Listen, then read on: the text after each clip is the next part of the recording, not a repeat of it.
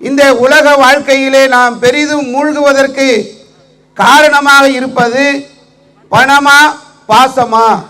சின்ன சின்னது தானே, ஒரு அனுபவிச்சுட்டு போகட்டுமே, என்ன ஒரு இரவு தானே, ஒரு இரவோடு நண்பர்களோடு போய் அதோட சந்தோஷமா இருந்துட்டு போறான். அதை போய் நான் கண்டிச்சா அவனுடைய மன நோன்பேன், அவன் வருத்தப்படுவானே, அவன் சங்கடப்படுவானே. தடுக்கிறதுக்கு காரணம் எதுவாக அமையுது? இந்த பாசம் அமைதா இல்லையா? புத்தாண்டு கொண்டாடுறதுக்கு 1.5 லட்சம் ரூபாய் பைக் வாங்கி 350 சிசி 450 சிசி என்ன சிசி கணக்கு பார்த்தா 500 சிசி வரைக்கும் வண்டியை வச்சுக்கிட்டு அதை வண்டியை வாங்கி வேற கொடுக்குறாங்க. வண்டியை வாங்கி கேட்டா என்ன, என் புள்ள கேட்டுட்டானே. தன் திருமணத்துல மார்க்கத்தை விட்டுறாரு. அதுக்கு முன்னாடி வரைக்கும் தாடியை நல்லா பெருசா வச்சிருப்பாரு. திருமணத்துக்கு மறுநாள் பாத்தீங்கன்னா ஹிந்தி பட ஹீரோ மாதிரி வெளியே வருவார். முழு தாடி இல்லாம வருவார். ஏன்பா? மனைவி சொன்னாங்க, அதனால தாடி எடுத்துட்டேன். அதான் பாசம். 1000 பேருக்கு அவர் சாப்பாடு போடலாம். ஆனா அங்கு பிரியாணி வாசம் அவரை தடுத்ததா, அவருடைய உறவினர்களின் பாசம் அங்க தடுத்ததா? சொல்லுங்க நடுவர் அவர்களே. வட்டியிலே இஸ்லாமிய சமுதாயம் மூழ்கிறார்களே. வட்டி என்பது தடை என்ற மறுமைக்குரிய எச்சரிக்கை இருக்கும் பொழுது அதை மறந்துவிட்டு செல்போனில் இருந்து, டிவியில் இருந்து, ஃப்ரிட்ஜில் இருந்து இஎம்ஐ என்ற பெயரால் வாகனம் முதற்கொண்டு இன்றைக்கு சமுதாயம் வட்டியிலே இருக்கிறது என்றால் அவர்கள் மறுமையை மறந்து விட்டார்கள். சஹாபாக்களே, உங்கள் விஷயத்தில் நான் ஏழ்மையை பயப்படவில்லை. உங்களுக்கு பொருளாதாரம் விசாலமாக கொடுக்கப்படும். முந்தைய வாழ்ந்த மக்களுக்கு கொடுக்கப்பட்டது போல உங்களுக்கு கொடுக்கப்பட்டு, முன்பு வாழ்ந்த மக்கள் அழிந்து போனார்களே, அப்படி நீங்கள் அழிந்து போய் விடுவீர்கள் என்றுதான் நான் பயப்படுகிறேன் ரசூலா சொன்னாங்க. ரசூலா எதை பயந்தாங்களோ இன்னைக்கு அது சவுதி அரேபியாவில் நடந்து கொண்டிருக்கிறது.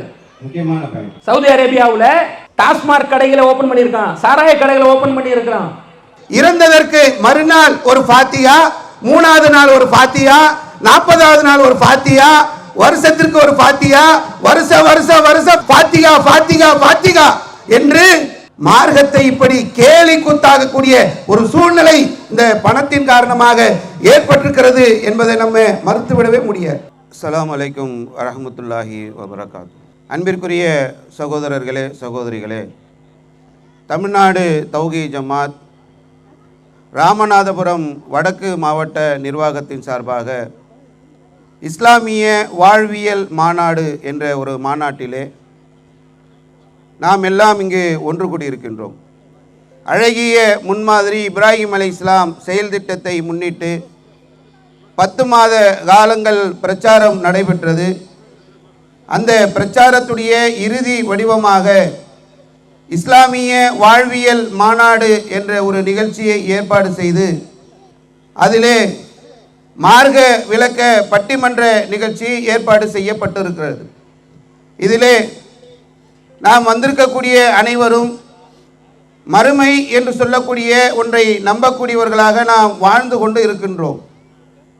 நாம் நம்பி வாழக்கூடிய அந்த மறுமையை மறந்து சில நேரங்களில் இந்த உலக வாழ்க்கையில் மூழ்கக்கூடிய ஒரு சூழல் ஏற்பட்டு விடுகிறது. அல்லாஹ் ரப்பல் ஆலமீன் உலக வாழ்க்கையை பற்றி சொல்லும்போது இன்னமல் ஹயாத்து துன்யா, இந்த உலக வாழ்க்கை என்பது ஒரு வீணானது, இந்த உலக வாழ்க்கை என்பது ஒரு அலங்காரமானது, இந்த உலக வாழ்க்கை என்பது ஒரு விளையாட்டானது, வீணான ஒரு விளையாட்டாக இருக்கக்கூடிய இந்த உலக வாழ்க்கையிலே நாம் பெரிதும் மூழ்குவதற்கு காரணமாக இருப்பது பணமா பாசமா என்ற தலைப்பின் கீழே இந்த பட்டிமன்றம் தற்பொழுது நடைபெற இருக்கிறது. இதை நாம் செவிதாழ்த்தி கேட்டு இந்த உலக வாழ்க்கையின் மீது நாம் வைத்திருக்கக்கூடிய பணத்தின் மீது ஆசையாக இருந்தாலும், நம்முடைய உறவுகள் மீது உள்ள ஆசையாக இருந்தாலும், அவைகளையெல்லாம் கலைந்து மறுமை நம்பிக்கையின் அடிப்படையிலே நம்முடைய வாழ்க்கையை அமைத்து கொள்ள வேண்டும் என்ற ஒரு உயர்ந்த நோக்கத்திற்காக இந்த பட்டிமன்றம் ஏற்பாடு செய்யப்பட்டிருக்கிறது. இதிலே பாசமே என்ற தலைப்பின் கீழே மாநில பொருளாளர் காஞ்சி இப்ராஹிம் அவர்களும் காரைக்கால் யூசுப் அவர்களும் தங்களுடைய வாதங்களை வைக்க இருக்கின்றார்கள். பணமே என்ற கருத்தை மாநில செயலாளர் சகோதரர் சிவி இம்ரான் அவர்களும் டிஎன்டிஜே பேச்சாளர் சகோதரர் அஜீஸ் அவர்களும் வைக்க இருக்கின்றார்கள். இந்த இருவருடைய வாதங்களையும் நீங்கள் கேட்டு அதிலே நல்ல ஒரு முடிவை அறிவிக்க வேண்டிய ஒரு சூழலில் நான் இங்கு இருந்து கொண்டிருக்கிறேன் என்பதை சொல்லி, பாசமே என்ற தலைப்பிலே உரை நிகழ்த்துமாறு மாநில பொருளாளர் காஞ்சி இப்ராஹிம் அவர்களை அழைக்கின்றேன். மறுமை வாழ்க்கையை மறந்து இம்மை வாழ்க்கையை மூழ்வதற்கு பெரிதும் காரணம் பணமே பாசமே என்ற தலைப்பு இங்கே எடுக்கப்பட்டு பேச இருக்கின்றது. பாசம்தான் இந்த மறுமை வாழ்க்கையை மறந்து இந்த உலக வாழ்க்கையில் அதிகமாக மூழ்வதற்கு காரணமாக இருக்கு என்பதற்கு பல்வேறு விதமான ஆதாரங்களை குர்ஆன்களிலும் ஹதீஸ்களிலும் யதார்த்த நடைமுறை வாழ்க்கையிலும் நம்மால் பார்க்க முடிகின்றது. அதில் முக்கியமாக அல்லாஹ் இந்த சமுதாயத்திற்கு பல்வேறு தூதர்களை அனுப்பியிருக்கின்றார். ஒவ்வொரு சமுதாயத்துக்கும் ஒவ்வொரு தூதர்களை அனுப்பி அந்த தூதர்கள் மூலமாக மறுமையை நினைவூட்டக்கூடிய வண்ணமாக அல்லாஹ் ஏற்பாடு செய்திருந்தான். அப்படிப்பட்ட அந்த தூதர்களுக்கே வைக்கப்படக்கூடிய சோதனை எவ்வாறு இருந்தது என்றால், ஒட்டுமொத்த மனித குலத்திற்கும் முன்மாதிரி என்று அல்லாஹ் இப்ராஹிம் அலைஹிஸ்ஸலாம் அவர்களை பற்றி சொல்கின்றான். அப்படி சொல்லக்கூடிய அந்த இப்ராஹிம் அலைஹிஸ்ஸலாம் அவர்களுக்கு ஏற்பட்ட சோதனையை பாருங்க. அவர்களிடத்துல பல்வேறு முன்மாதிரி இருக்கு என்று அல்லாஹ் சொல்றான். எந்தெந்த வகையில மக்களுக்கு மார்க்கத்தை எடுத்து சொன்ன வகையில, அந்த சமுதாய மக்களுக்கு மத்தியில அந்த கொள்கை உறுதியோடு வாழ்ந்து காட்டியதுல, அவர்கள் தன்னுடைய தந்தையாக இருந்தாலும் தாயாக இருந்தாலும் சமுதாயமாக இருந்தாலும் யாராக இருந்தாலும் அதுல எந்த ஒரு வகையிலும் அவர்களுக்கு இணங்கி விடாமல் அவர்கள உறுதிப்பாட்டோடு அந்த மார்க்கத்தை பின்பற்றினார்கள், எடுத்துரைத்தார்கள்.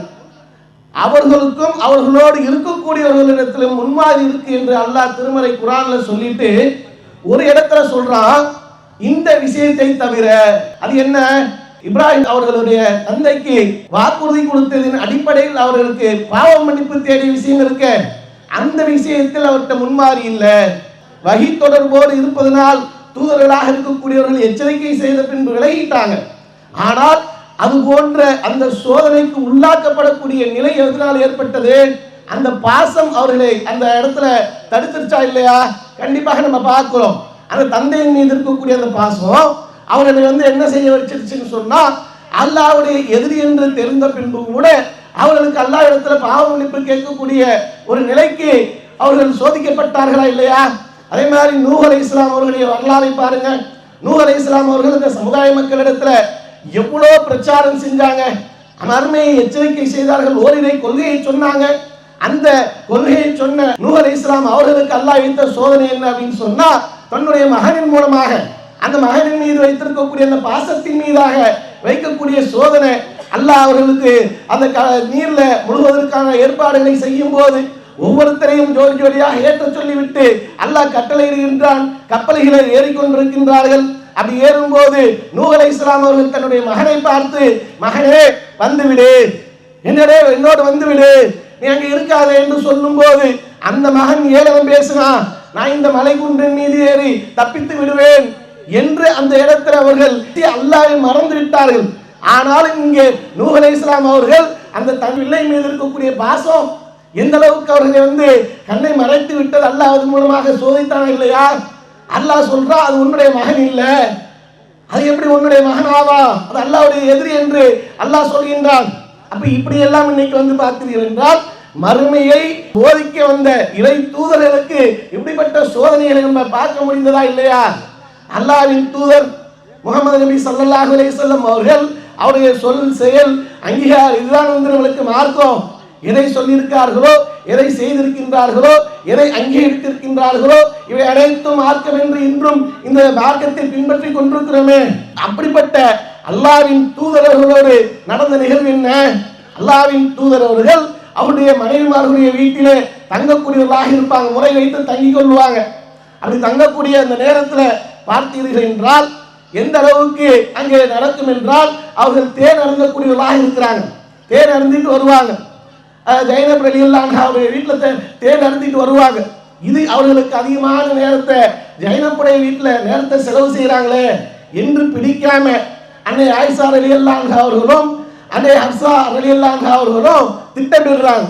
அவங்க வீட்டில் அதிகமாக நேரத்தை தங்குவதை வந்து நம்ம தடுக்கணும், அதற்காக நம்ம வந்து ஏதாவது ஒரு வகையில அவர்கள்ட்ட ஏதாவது குறைய சொல்லணும் அப்படின்ட்டு.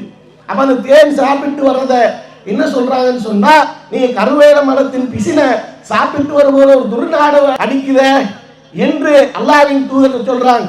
அல்லாஹ்வின் தூதர்கிட்ட சொன்ன பிறகு அல்லாஹ்வின் தூதர் என்ன பார்க்கிறாங்கன்னு சொன்னா, அந்த மனைவிமார்கள் மீது வைத்திருக்கக்கூடிய அந்த பாசம் உங்களுக்கு பிடிக்கலையா?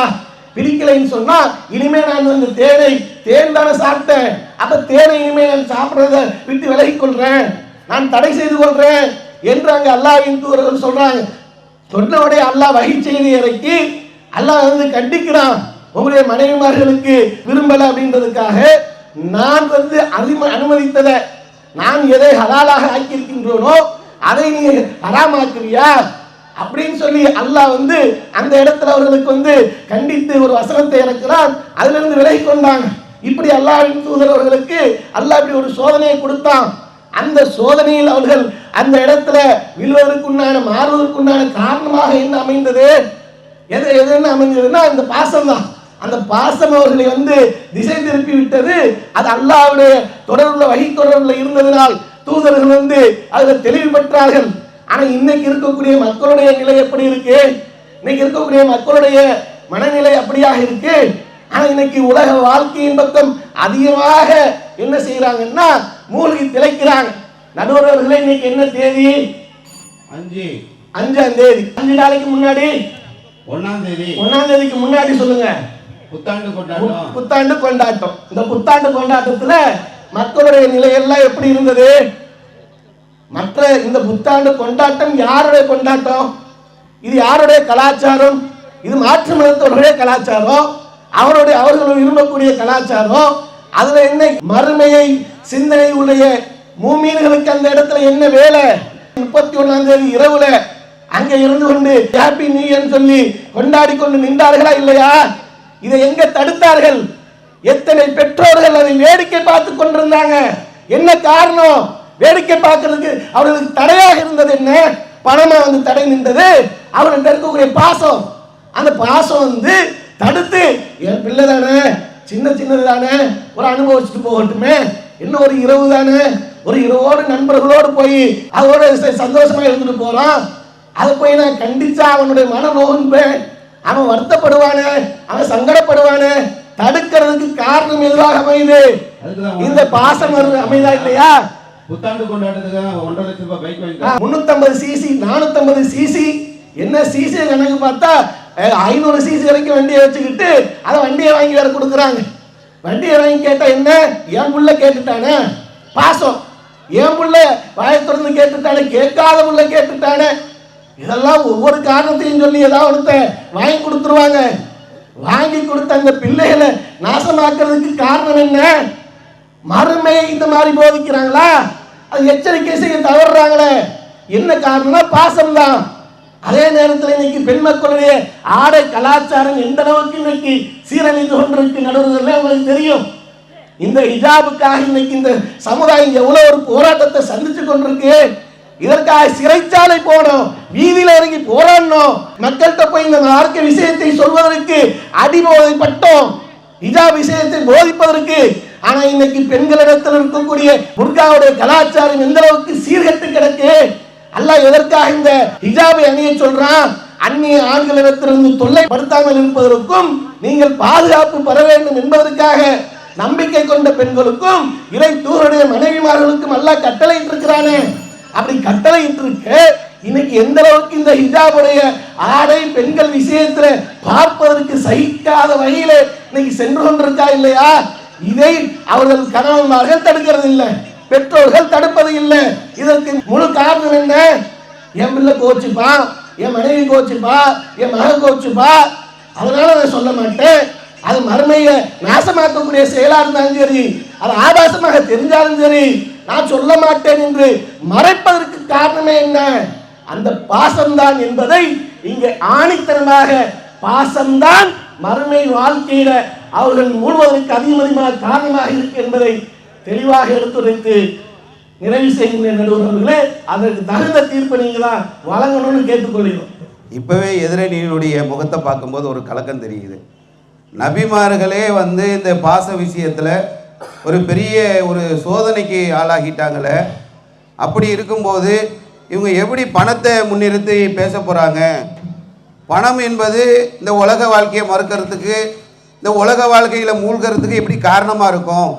பாசத்தினால தானே இன்றைக்கி லட்சக்கணக்கான ரூபா பைக்கு வாங்கி தராங்க. அதில் மூழ்கிறதுக்கு காரணம் பிள்ளைகள் மேலே, மனைவி மேலே, உறவுகள் மேலே உள்ள பாசம் தானே காரணம் என்று ஒரு அழகான வாதங்களை வைத்து இப்போ எதிரணி என்ன சொல்ல போகிறாங்கன்னு தெரியல. நபிகள் நாயகம் ஸல்லல்லாஹு அலைஹி வஸல்லம் அவங்களுக்கு கூட அந்த மனைவி விஷயத்தில் எவ்வளோ நெருக்கடிக்கு ஆனாங்க என்பதை எல்லாம் எடுத்து சொல்லியிருக்கிறாங்க. சிவி இம்ரான் அவர்கள், நான் எங்ககிட்டயும் அது மாதிரியான தகவல்கள் இருக்குது என்பதை சொல்வதற்காக பணம்தான் காரணம் அப்படின்றத ஆணித்தரமாக பதிவு செய்ததுக்கு வராங்க. பார்ப்போம். மறுமை வாழ்க்கையை மறந்து இம்மை வாழ்க்கையில் மூழ்குவதற்கு பெரிதும் காரணம் பணமா பாசமா என்ற இந்த தலைப்பில் பணம்தான் பெரிய காரணம் என்ற வாதத்தை வைப்பதற்காக நாங்கள் இருவரும் இந்த அணியில் இருக்கின்றோம். இவ்வளவு நேரம் உங்கள் மத்தியில் பாசம்தான் காரணம் என்பதற்கு அதிகமான வாதங்கள் என்ற பெயரில் சில தகவல்களை அவர்கள் கூறியதை நீங்கள் பார்த்திருப்பீர்கள். அதில் நடுவர் கூட ரொம்ப ஆச்சரியப்பட்டு பார்த்தார். அதில் புத்தாண்டு கொண்டாட்டம் சம்பந்தமாக சொல்லும் பொழுது பாயிண்ட் எடுத்து கொடுத்தார் நடுவர் கூட. 1.5 லட்சம் ரூபா பைக்கு வந்து அவங்க வாங்கி கொடுக்குறாங்க அப்படின்னு சொல்லி சுட்டி காட்டினார். உங்கள் ஊரில் 2 லட்சமா? இல்லை, 1.5 லட்சம் தான். சரி சரி, அங்கேயும் ஒரே விலை தான். ஓகே. நான் அதை சொல்ல வரல. அந்த பைக்கு வந்து பாசத்தினால வாங்கி தர்றாங்க, அது வந்து நியூ இயர் கொண்டாட்டத்துக்கு தூண்டுகோலாக இருக்குது அப்படின்னு சொல்லி பாசத்துக்கு ஆதாரமாக வைக்கிறாங்க. அவங்க அந்த 1.5 லட்சம் ரூபா பணன்ற விஷயத்தை நாசூக்காக மறைச்சிட்டு போகிறாங்களே, அதுக்காக இந்த வாதத்தை நான் முன் வைக்கிறேன். அதுதான் நான் பார்த்தேன். எங்கேயோ ஒரு இடத்துல கோட்டை விட்டுருக்குறாங்க. 1.5 லட்சம் ரூபா பணம் கொடுக்காம எப்படி வண்டி தருவான்? புத்தாண்டு கொண்டாட்டமே நீங்கள் சென்னையில் மெரினா பீச்சில் பார்க்கலாம், பெங்களூரில் பார்க்கலாம், பாண்டிச்சேரியில் பார்க்கலாம், பல நகரங்களில் புத்தாண்டு கொண்டாட்டமே பொருளாதாரத்தை மையமாக வச்சு தான் நடக்குது. பணம் எவ்வளோ வச்சிருக்கிறானோ அவன் ஆடல் பாடல் குத்து கும்மாளங்களில், ஆபாச நடனங்களில், விபச்சாரத்தில், தவறான காரியத்தில் ஈடுபடுறான். யாரு? பணம் வச்சிருக்கிறவன் தான். அப்போ புத்தாண்டு கொண்டாட்டத்தில் நாசம் ஆகிறது வந்து பொருளாதாரத்தின் காரணமாக தான் நாசம் ஆகிறான். அப்போ மறுமை வாழ்க்கையை நாசமாக்கக்கூடியது பணமா பாசமா? பணம் தான்றத அவருடைய வாதத்திலிருந்து நான் ஆதாரம் முன் வச்சுட்டேன். நான் சொல்லி இப்போயே தீர்ப்பு வாங்க பார்த்தீங்கன்னா கொடுத்தா நல்லா இருக்கும். சீக்கிரம் முடிச்சுன்னா அடுத்த உரை கூட நம்ம விட்டு கொடுத்துடலாம். நாங்கள் பெருந்தன்மையாக அது தயாராக இருக்கிறோம். ரெண்டாவது, ஆடை சம்பந்தமாக சுட்டி காட்டினாங்க. பெண்கள் வந்து ஹிஜாப் சம்பந்தமாக அரைக்குறை ஆடை அணிகிறாங்க, சரியாக தலையை மறைக்க மாட்டேங்கிறாங்க, அலங்காரம் செய்யப்பட்ட புர்காவை போடுறாங்க. அப்போ மார்க்கத்தில் வந்து தலை முக்காடை சரியாக தொங்க விடணுமா இல்லையா? இறுக்கமான ஆடை போடக்கூடாது இல்லையா என்றெல்லாம் குர்ஆனுடைய வசனத்தை மேற்கோள் காட்டி சுட்டி காட்டினார். இந்த விஷயத்தில் பாசம்தான் ஒரு பெண்கள் சரியாக ஹிஜாப் அணியாமல் இருக்கிறது காரணம் என்று முன் வச்சார். பாசம்தான் ஹிஜாப் அணியாமல் இருக்கிறது காரணமா? கொஞ்சம் நீங்கள் சிந்திச்சு பாருங்க. ஒரு பெண்மணி வந்து மற்ற ஆடம்பரமாக வாழக்கூடிய பெண்களை பார்த்து தங்களுடைய ஹிஜாபை வந்து குறைத்துக் கொள்றாங்களா? பாசத்தை அடிப்படையாக வச்சு அவங்க குறைச்சிக்கிறாங்களா? கூத்தாடிகளை பார்க்குறாங்க, சினிமா நடிகைகளை பார்க்குறாங்க, அக்கம்பக்க வீட்டுகளை பார்க்குறாங்க, ஆடம்பரமாக வாழக்கூடியவங்களை பார்க்குறாங்க. நாமளும் அந்த மாதிரி அரைகுறை ஆடையை அணியணும், அலங்காரமாக அணியணும், டைட்டான ட்ரெஸ் அணியணும்னு சொல்லி போகிறாங்களே தவிர பாசம் காரணம் கிடையாது. ஆடை குறைப்புக்கு பணம் தான் காரணம். பணம் தான் காரணம். ஆடம்பரமாக வாழணும்னு சொல்லி மற்றவங்கள ஏக்கமாக பார்த்து இவங்களும் மார்க்கத்தை புறந்தள்ளக்கூடியவங்களா இருக்கிறாங்க. இன்னும் மற்ற ஆதாரங்கள்லாம் சுட்டி காட்டினாங்க. நூ நபி அவங்க மகனுக்காக அல்லாஹ் கிட்ட துவா செஞ்சது, தேன் சம்பவம், தந்தைக்காக இப்ராஹிம் அலைஹிஸ்ஸலாம், அதெல்லாம் நாங்கள் ஏற்றுக்கிறோமே, நான் மறுக்கவே இல்லையே. நீங்கள் ஏற்றுக்கிட்டீங்க, அப்போ தீர்ப்பு அப்படி வழங்கிடுவோம். அதாவது பெரிதும் காரணம் என்ற விஷயத்தில் என்னன்றதான் நாங்கள் கேள்வியாக வைக்கிறோம். பாசம் என்பது மறுமை வாழ்க்கையை பாதிக்கும் என்பதை நாங்கள் கண்டிப்பாக ஏற்றுக்கொள்கிறோம். பெரிய பாதிப்பு என்ன என்ற வாதத்தில் பாசம் என்றது பெரிய வாதமாக நிற்காது, பொருளாதாரம் தான் நிற்கும் என்பதை நான் சுட்டி காட்ட விரும்புகிறேன். அதுக்கு சில ஆதாரங்களை நான் முன்வைக்க விரும்புகிறேன். அல்லாஹ் குர்ஆனில் சொல்லி காட்டுகிறான், அல்ஹாக்கு முத்தகாசுர் ஹத்தா ஜுர்துமுல் மகாபிர். மனிதனுக்கு பணத்தின் மீதான ஆசை, இன்னும் பணம் வேணும் இன்னும் பணம் வேணும் என்ற இந்த ஆசை அல்லாஹ்வுடைய நினைவை விட்டு இவனை திசை திருப்பி விட்டது. ஹத்தா ஜுர்துமுல் மகாபிர், நீங்க கபருக்கு சந்திக்கிற வரைக்கும் இப்படித்தான் இந்த ஆசை இருந்து கொண்டே இருக்கும்னு நல்லா சொல்றான். இப்போ மனுஷனுக்கு பணம் காசு மீது இருக்கக்கூடிய நாட்டம் இருந்து கொண்டே இருக்கும் என்று அல்லாஹ் சொல்லி காட்டுகிறான். அது மாதிரி ரசூலுல்லாஹ் சொல்றாங்க, ஒரு ஆட்டு மந்தை இருக்கிறது. இந்த ஆட்டு மந்தையில பசியாக இருக்கக்கூடிய 2 ஓநாய்களை உள்ள அனுப்புனா என்ன ஆகும்? என்ன ஆகும் நடுவர் அவர்களே? வேகமா அடிச்சு சாப்பிட ஆரம்பிக்கும். அந்த ஆடுகள்லாம் காலி செஞ்சிடும். இதை ரசூலுல்லாஹ் சொல்றாங்க, எப்படி ஒரு ஆட்டு மந்தையில ஒரு 2 ஓநாய்கள் நுழைந்தால் அந்த ஆடுகளை எல்லாம் காலி செய்து விடுமோ, அது போலத்தான் மனிதனுக்கு இந்த பொருளாதாரத்தின் மீது இருக்கக்கூடிய ஆசை, பேராசை மார்க்கத்தை அழித்து விடும் என்று நபி ஸல்லல்லாஹு அலைஹி வஸல்லம் சொல்றாங்க. அப்போ பணம் என்பது மறுமை வாழ்க்கையை நாசமாக்கிறோம், அல்லாஹ்வை மறக்கடிக்க வைக்கிறோம் என்று 2வது ரசூலுல்லாஹ் சொல்றாங்க. அதே மாதிரி இன்னும் முக்கியமான ஆதாரம் அல்லாஹ் குர்ஆன்ல சொல்றான், லா துல்ஹிக்கும் அம்வாலுக்கும் வலா அவுலாதுக்கும் அன் ஸிக்ரில்லாஹ். உங்களுடைய பொருட்செல்வமோ பிள்ளை செல்வமோ உங்களை அல்லாஹ்வுடைய நினைவை விட்டு திசை திருப்பி விட வேண்டாம். யாருக்கு இந்த பணம் காசு பெரிதாக தெரிகிறதோ, பிள்ளைகள் பெரிதாக தெரிகிறதோ, அல்லாஹ்வுடைய நினைவை விட பெரிதாக தெரிகிறதோ அவர்கள் நஷ்டவாளிகள் அல்லாஹ் சொல்றான். அதுல முதலாவது அல்லாஹ் பயன்படுத்துற வார்த்தை பொருளாதாரம். இப்படி நிறைய ஆதாரங்கள். பணம் தான். சரி, அதே மாதிரி ரசூலுல்லாஹ் சஹாபாக்களை பார்த்து சொன்னாங்க. என்ன சொன்னாங்க தெரியுமா? சஹாபாக்களே, உங்கள் விஷயத்தில் நான் ஏழ்மையை பயப்படவில்லை. உங்களுக்கு பொருளாதாரம் விசாலமாக கொடுக்கப்படும். முந்தைய வாழ்ந்த மக்களுக்கு கொடுக்கப்பட்டது போல உங்களுக்கு கொடுக்கப்பட்டு முன்பு வாழ்ந்த மக்கள் அழிந்து போனார்களே, அப்படி நீங்கள் அழிந்து போய் விடுவீர்கள் என்றுதான் நான் பயப்படுகிறேன் ரசூலுல்லாஹ் சொன்னாங்க. ரசூலுல்லாஹ் எதை பயந்தாங்களோ இன்னைக்கு அது சவுதி அரேபியாவில் நடந்து கொண்டிருக்கிறது. முக்கியமான பயன். சவுதி அரேபியாவில் டாஸ்மார்க் கடைகளை ஓபன் பண்ணியிருக்கான், சாராய கடைகளை ஓபன் பண்ணியிருக்கான், அரைகுறை ஆடையோட நடனம் ஆடக்கூடிய ஆபாச நடனங்களை ஓபன் பண்ணியிருக்கிறான், கிளப்பை ஓபன் பண்ணியிருக்கிறான், தியேட்டர்களை ஓபன் பண்ணியிருக்கிறான், மார்க்கம் தடுத்த காரியங்கள் எல்லாம் அரபு நாட்டில் ஓபன் பண்ணியிருக்கிறான், திறந்திருக்கிறான். எதுக்காக? உலக மோகம், பணத்தின் மீதான மோகம். ரசூலுல்லாஹ் சொன்னாங்க இல்லையா, நீங்க ஏழையா இருக்கிறது எனக்கு பயம் கிடையாது, பணம் அதிகமா இருக்கும் பொழுது நீங்க மார்க்கத்தை விட்டு வெளியே போயிருவீங்கன்னு சொன்னாங்களே. இன்னைக்கு அரபு நாடுகள் அப்படி போய் கொண்டிருக்கிறது என்பதற்கு இது ஒரு ஆதாரமா நான் முன்வைத்துக் கொள்கிறேன். ரசூலுல்லாஹ் இன்னொரு வகையில் நமக்கு சொல்லி இருக்கிறாங்க, ஏழைகள் பணக்காரர்களை விட 40 ஆண்டுகள் முன்பாக சொர்க்கம் போயிடுவாங்க. நான் சொர்க்கத்தில் எட்டி பார்த்தேன், சொர்க்கத்தில் குடியிருப்பவர்கள் அதிகமானவர்கள் ஏழைகள் என்று ரசூலுல்லாஹ் சொன்னாங்க. இப்படி ரசூலுல்லாஹ் ஏழைகளுடைய சிறப்புகள் சம்பந்தமாக நிறைய சொல்றாங்களே, என்ன காரணம்? பணம் இல்லாதவன் ஏழையா இருக்கிறவன் எல்லாம் நல்ல வழியில இருப்பான் என்றால் அவன் சொர்க்கம் இலகுவா போயிடுறான். பணம் தான் ஒரு மனிதனை இந்த கொள்கையை விட்டு தடுமாற வைக்கிறது என்பதற்கு ஆதாரம். தமிழ்ல ஒரு பழமொழி சொல்லுவாங்க, பணம் பாதாளம் வரைக்கும் பாயும்னு சொல்லுவாங்க. பணம்னா பணம் கூட வாய் திறக்கணும். பணம் அப்படி பாத்தீங்களா? எனக்கு நிறைய ஆதாரங்கள் நீங்க வச்சிருக்கிறீங்க. சரி, பணம் வாய் திறக்காதுல்ல, பணம்லாம் வாய் திறக்காது. ஆனா அப்படி சொல்றாங்க. எதுக்கு அப்படி சொல்லப்படுதுன்னு கேட்டா, இந்த சமுதாயத்துல நீங்க ஒருத்தரை பத்தி பேசுவதா இருந்தா அவன் பணக்காரனா இருந்தா நீங்க பேசுவீங்க, ஒரு ஏழையா இருந்தா அவனை பத்தி நீங்க பேச மாட்டீங்க. எத்தனையோ கல்யாணம் நடக்குது, யாருன்னா பேசுறானா? முகேஷ் அம்பானியுடைய மகன் 5000 கோடி ரூபாய் கல்யாணம் பண்ணா ஊரே பேசுது. என்ன காரணம்? பணம். காவல் நிலைய அதிகாரிகள் நல்லவங்க இருக்கிறாங்க, அவங்கள சில நபர்கள் இருக்கிறாங்க, நீங்க நோ பார்க்கிங்ல வண்டி நிக்க வைக்கிறீங்கன்னு வைங்க, என்ன செய்வாங்க? உங்களை நிக்க வச்சா நோ பார்க்கிங்னாக்கா ஃபைன் போடுவாங்க, ஒரு 1000 2000 10,000 போடுவாங்கல்ல, ஏதோ அதுக்குள்ளதான் போடுவாங்க. ஒரு ஆடி கார் அங்க நிக்குதுன்னு வச்சுக்கோங்க, ஆடி கார் நிக்குது, அவட ஆடி போயிருவார். BMW கார் நிக்குதுன்னு வைங்க, அப்ப போலீஸ் அதிகாரி என்ன சொல்றாரு தெரியுமா? நான் வேணா நோ பார்க்கிங் போட வேற இடத்துக்கு வச்சுக்கிட்டோமான்னு கேட்பாரு. நோ பார்க்கிங்ல நோ எடுத்துட்டு பார்க்கிங் போட்டுருவாரு, பார்க்கிங் போட்டு விட்டுருவாரு. அப்போ பணக்காரர்களா இருக்கக்கூடியவர்களுக்கு சட்டம் கூட மாறிடும். மீறி கைது பண்ணால் கூட ஒரு 2 நாள் 3 நாள் 6 நாள்ல வெளியே வந்துருவாங்க. பெரிய கற்பழிப்பு கொலை செய்தால் கூட பணக்கார வெளியே வந்துடுறான்.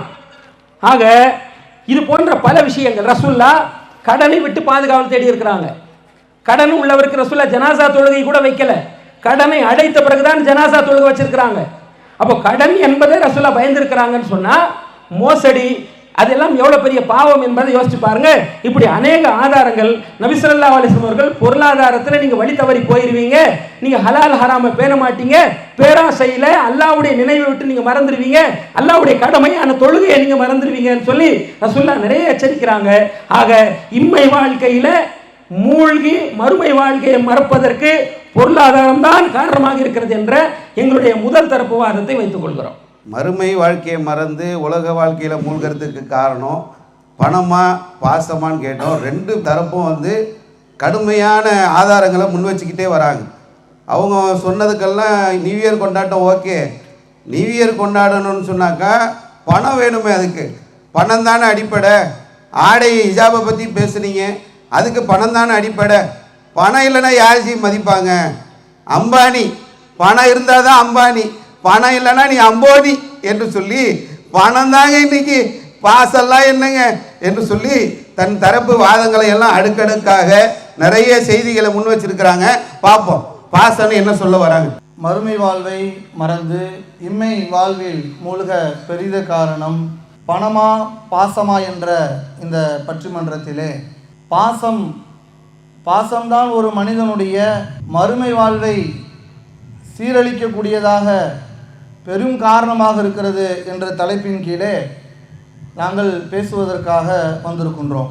நடுவர் அவர்களே, எதிரணியில் பேசிய சகோதரர் பணம்தான் பெரும் காரணம் என்கிற மாதிரி, பணத்தை தவிர வேறு எதுவுமே காரணம் இல்லை அப்படிங்கிற டைப்பில் சில செய்திகளை சொல்லிட்டு மற்றதெல்லாம் எது சொன்னாலும் அது பொய்யுங்கிற மாதிரியும் மற்ற எது சொன்னாலும் அது எடுபடாதுங்கிற வகையில் சில செய்திகளை சொல்லி வச்சிருக்கிறாங்க. அவர் உங்களுக்கு கொஞ்சம் ஆதாரத்தை கொடுத்துட்டு தான் கொடுத்துருக்கிறாரு.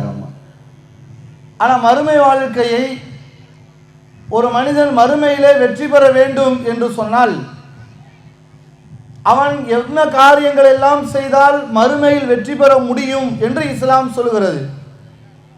ஒரு அடியான் மறுமையிலே வெற்றி பெறுவதற்கு முதலில் அடிப்படையாக வணக்கங்களை செய்ய வேண்டும்.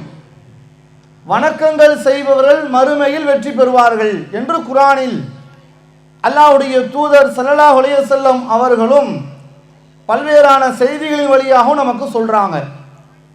இன்றைக்கு சமுதாயத்தில் நடைமுறையில் நீங்கள் எடுத்து பாருங்கள், ஒருவர் வணக்க வழிபாடுகள் செய்யாமல் இருப்பதற்கு எதை பெரும் காரணமாக சொல்றாங்க? ஏன்பா இன்னைக்கு தொழுவுலன்னு ஒரு ஆள்கிட்ட கேளுங்க, வீட்டு வேலை கொஞ்சம் அதிகமாக போச்சு பாயும்பாரு. வீட்டில் உள்ள பெண்கள்கிட்ட கேளுங்க, வீட்டுக்கு விருந்தாளி வந்துட்டாங்க பாயும்பாங்க. அப்போ இவங்க ஒரு அடிப்படையாக செய்ய வேண்டிய ஒரு வணக்கத்தை, தினசரி செய்ய வேண்டிய ஒரு கடமையை ஒருவர் செய்யாமல் தவறுகிறார் என்று சொன்னால் அதற்கு எதை காரணமாக முன்வைக்கிறாங்க? பாசத்தை தான் முன்வைக்கிறத பார்க்குறோம். இதை நடைமுறை இன்றைக்கு மாத்திரம் அல்ல, நீங்கள் நபிகள் நாயகத்தினுடைய வரலாற்றிலும் அன்றைய காலத்தில் வாழ்ந்த மக்களிடத்திலும் கூட பெரும் நபித்தோழர்கள், ஷஹீதோடைய அந்தஸ்தை அடைந்த நபித்தோழர்களும் கூட, சொர்க்கத்திற்கென்று நன்மாராயம் கூறப்பட்ட நபித்தோழர்கள் கூட இதை ஸ்டேட்மெண்டாகவே வெளியிடுறாங்க. எப்படின்னு கேட்டா, ஹன்லலா என்று சொல்லப்படுகிற ஒரு நபித்தோழர் இவங்க சொல்றாங்க, அல்லாஹ்வுடைய தூதருடைய சபையில இருக்கின்ற பொழுது அல்லாஹ்வுடைய தூதர் சொர்க்கத்தை பற்றியும் நரகத்தை பற்றியும் சொல்லும்போது எங்களுக்கு அதை குறித்தான நினைவுகள் வருது. எங்க வீட்டுக்கு நாங்கள் போயிட்டோம்னு சொன்னால் என் மனைவியோடு நான் மகிழ்ச்சியாக இருக்கிறேன், பிள்ளைகளோடு நான் மகிழ்வாக விளையாடுகிறேன். இப்படி ரெண்டு நிலை என்னிடத்தில் ஏற்படுத, நான் முனாஃபிக் ஆயிட்டேன் அப்படின்னு சொல்லி அபூபக்கர் ரலியல்லாஹு அன்ஹு அவங்களிடத்துல சொல்றாங்க. அபூபக்கர் ரலியல்லாஹு அன்ஹு யாரு? சொர்க்கத்திற்கு நன்மாராயம் சொல்லப்பட்டவர்கள் தானே. அவங்களும் சொல்றாங்க, ஹன்லலா அவர்களே எனக்கு இந்த நிலை தான் ஏற்படுது அப்படின்னு சொல்லி இருவரும் அல்லாஹ்வுடைய தூதரிடத்திலே செல்கிறார்கள். அப்போது அல்லாஹ்வுடைய தூதர் சொல்றாங்க, நீங்கள் வணக்கம் புரிகிற பொழுது எந்த நிலையை நீங்கள் கடைபிடிக்கின்றீர்களோ அதே நிலையை அனைத்து நிலைகளிலும் நீங்கள் கடைபிடித்தீர்கள் என்று சொன்னால் வானவர்கள் உங்களிடத்திலே முசாபா செய்வார்கள், வானவர்கள் உங்களுக்கு முன்னால் வந்து சலாம் சொல்வார்கள் என்று அல்லாஹ்வுடைய தூதர் சொல்றாங்க. இப்ப இந்த நபித்தோழருடைய பலவீனம் என்னவாக இருந்துச்சு? ரசூலுல்லாஹ்வுடைய சபையில இருக்கும்போது மறுமையை பற்றி நினைக்கிறாங்க, குடும்பத்தாரோட போகும்போது மறுமை சிந்தனை குறையுது. அப்ப இன்றைக்கு ஒரு நபர் வணக்க வழிபாடுகள் செய்யாமல் தவறுவதற்கு எது காரணம்? மனைவி மக்களுடைய அந்த பழக்கம் தான். ஆமா. அப்ப இங்க பணம் காரணம் இல்ல, பாசம் தான் காரணங்கிறது நம்ம புரிஞ்சுக்கிறோம். இதே மாதிரியே அல்லாஹ்வுடைய தூதர் ஒரு மனிதன் எப்படியெல்லாம் பாசத்தினால மறுமைய வாழ்க்கை இழக்கிறான், மார்க்க கடமைகள் என்பது எதற்கு? நாம பின்பற்றுவதற்கு, அது நம்முடைய வாழ்க்கையில நடைமுறைப்படுத்துவதற்கு தான் அல்லாஹ் குர்ஆன் அனுப்பியிருக்கிறான், நபி அனுப்பியிருக்கிறான், அதன் வழியாக சட்டத்தை கொடுத்திருக்கிறான். இதெல்லாம் அதை நாம ஃபாலோ பண்ணணும், பின்பற்றணும். அல்லாஹ்வுடைய தூதர் சொல்றாங்க, பெருநாள் உரையின் போது பெண்களை பார்த்து அல்லாஹ்வுடைய தூதர் சொன்னார்கள், மஅஷர நிசாயி தஸத்தகன்ன, பெண்களே நீங்கள் தர்மம் செய்து கொள்ளுங்கள். ஏன் தெரியுமா? ஃபஇன்னி உரீதுகுன்ன அக்ஸர அஹ்லன் நார், உங்களை நரகத்தில் நான் அதிகம் பார்க்கிறேன் என்று சொன்னார்கள். 3 விஷயத்தை ரசூலுல்லாஹ் சொல்றாங்க. பெண்கள் நரகத்துக்கு போறதுக்கு 3 காரியம் இருக்கு. ஒன்னு என்ன தெரியுமா? ஆண்களை சபிக்கின்றீர்கள், பிள்ளைகளை சபிக்கிறீங்க, கணவன்மார்களுக்கு நன்றி மறக்கிறீங்க. 3வது ரசூலுல்லாஹ் சொல்றாங்க, அறிவிலையும் வணக்கத்திலையும் குறைவாக இருக்கக்கூடிய நீங்க உறுதியான ஒரு ஆளை கூட பலவீனமாக நீங்க மாத்திடுறீங்க. சாச்சிடுறாங்க. எப்படி சாச்சிடுறாங்க? கொள்கையில உறுதியா இருக்காரு, யார் எதிர்த்து வந்தாலும் தைரியமா பேசுறாரு, ஆனா திருமணத்தின் போது மார்க்கத்தை விட்டு போயிடுறாரு. ஏன்பா நேத்து வரைக்கும் கொள்கையில நல்லா தானப்பா இருந்த, இன்னைக்கு ஏன்பா நபி வழிக்கு மாற்றமா திருமணம் முடிக்கிற அப்படின்னு கேட்டா என்ன பாய் பண்றது? எங்க அம்மா பாச போராட்டம் பண்றாங்க, எனக்காக வேண்டி இந்த ஒரு முறை நீ செய்யக்கூடிய இந்த வணக்கத்துல எல்லாத்தையும் நீ செஞ்சுக்க, தொழுகையை உன் வழிபாடு செஞ்சுக்க, தர்காவுக்கு நீ போ தேவையில்லை, தாயத்து தகடு கட்ட தேவையில்லை, திருமணத்துல மட்டும் கொஞ்சம் அட்ஜஸ்ட்மெண்ட் பண்ணுப்பான்னு சொன்ன உடனே மாலையை போட்டுறாரு, தன் திருமணத்துல மார்க்கத்தை விட்டுறாரு. அதுக்கு முன்னாடி வரைக்கும் தாடியை நல்லா பெருசா வச்சிருப்பாரு. திருமணத்துக்கு மறுநாள் பாத்தீங்கன்னா ஹிந்தி பட ஹீரோ மாதிரி வெளியே வருவார், முழு தாடி இல்லாம வருவார். ஏன்பா?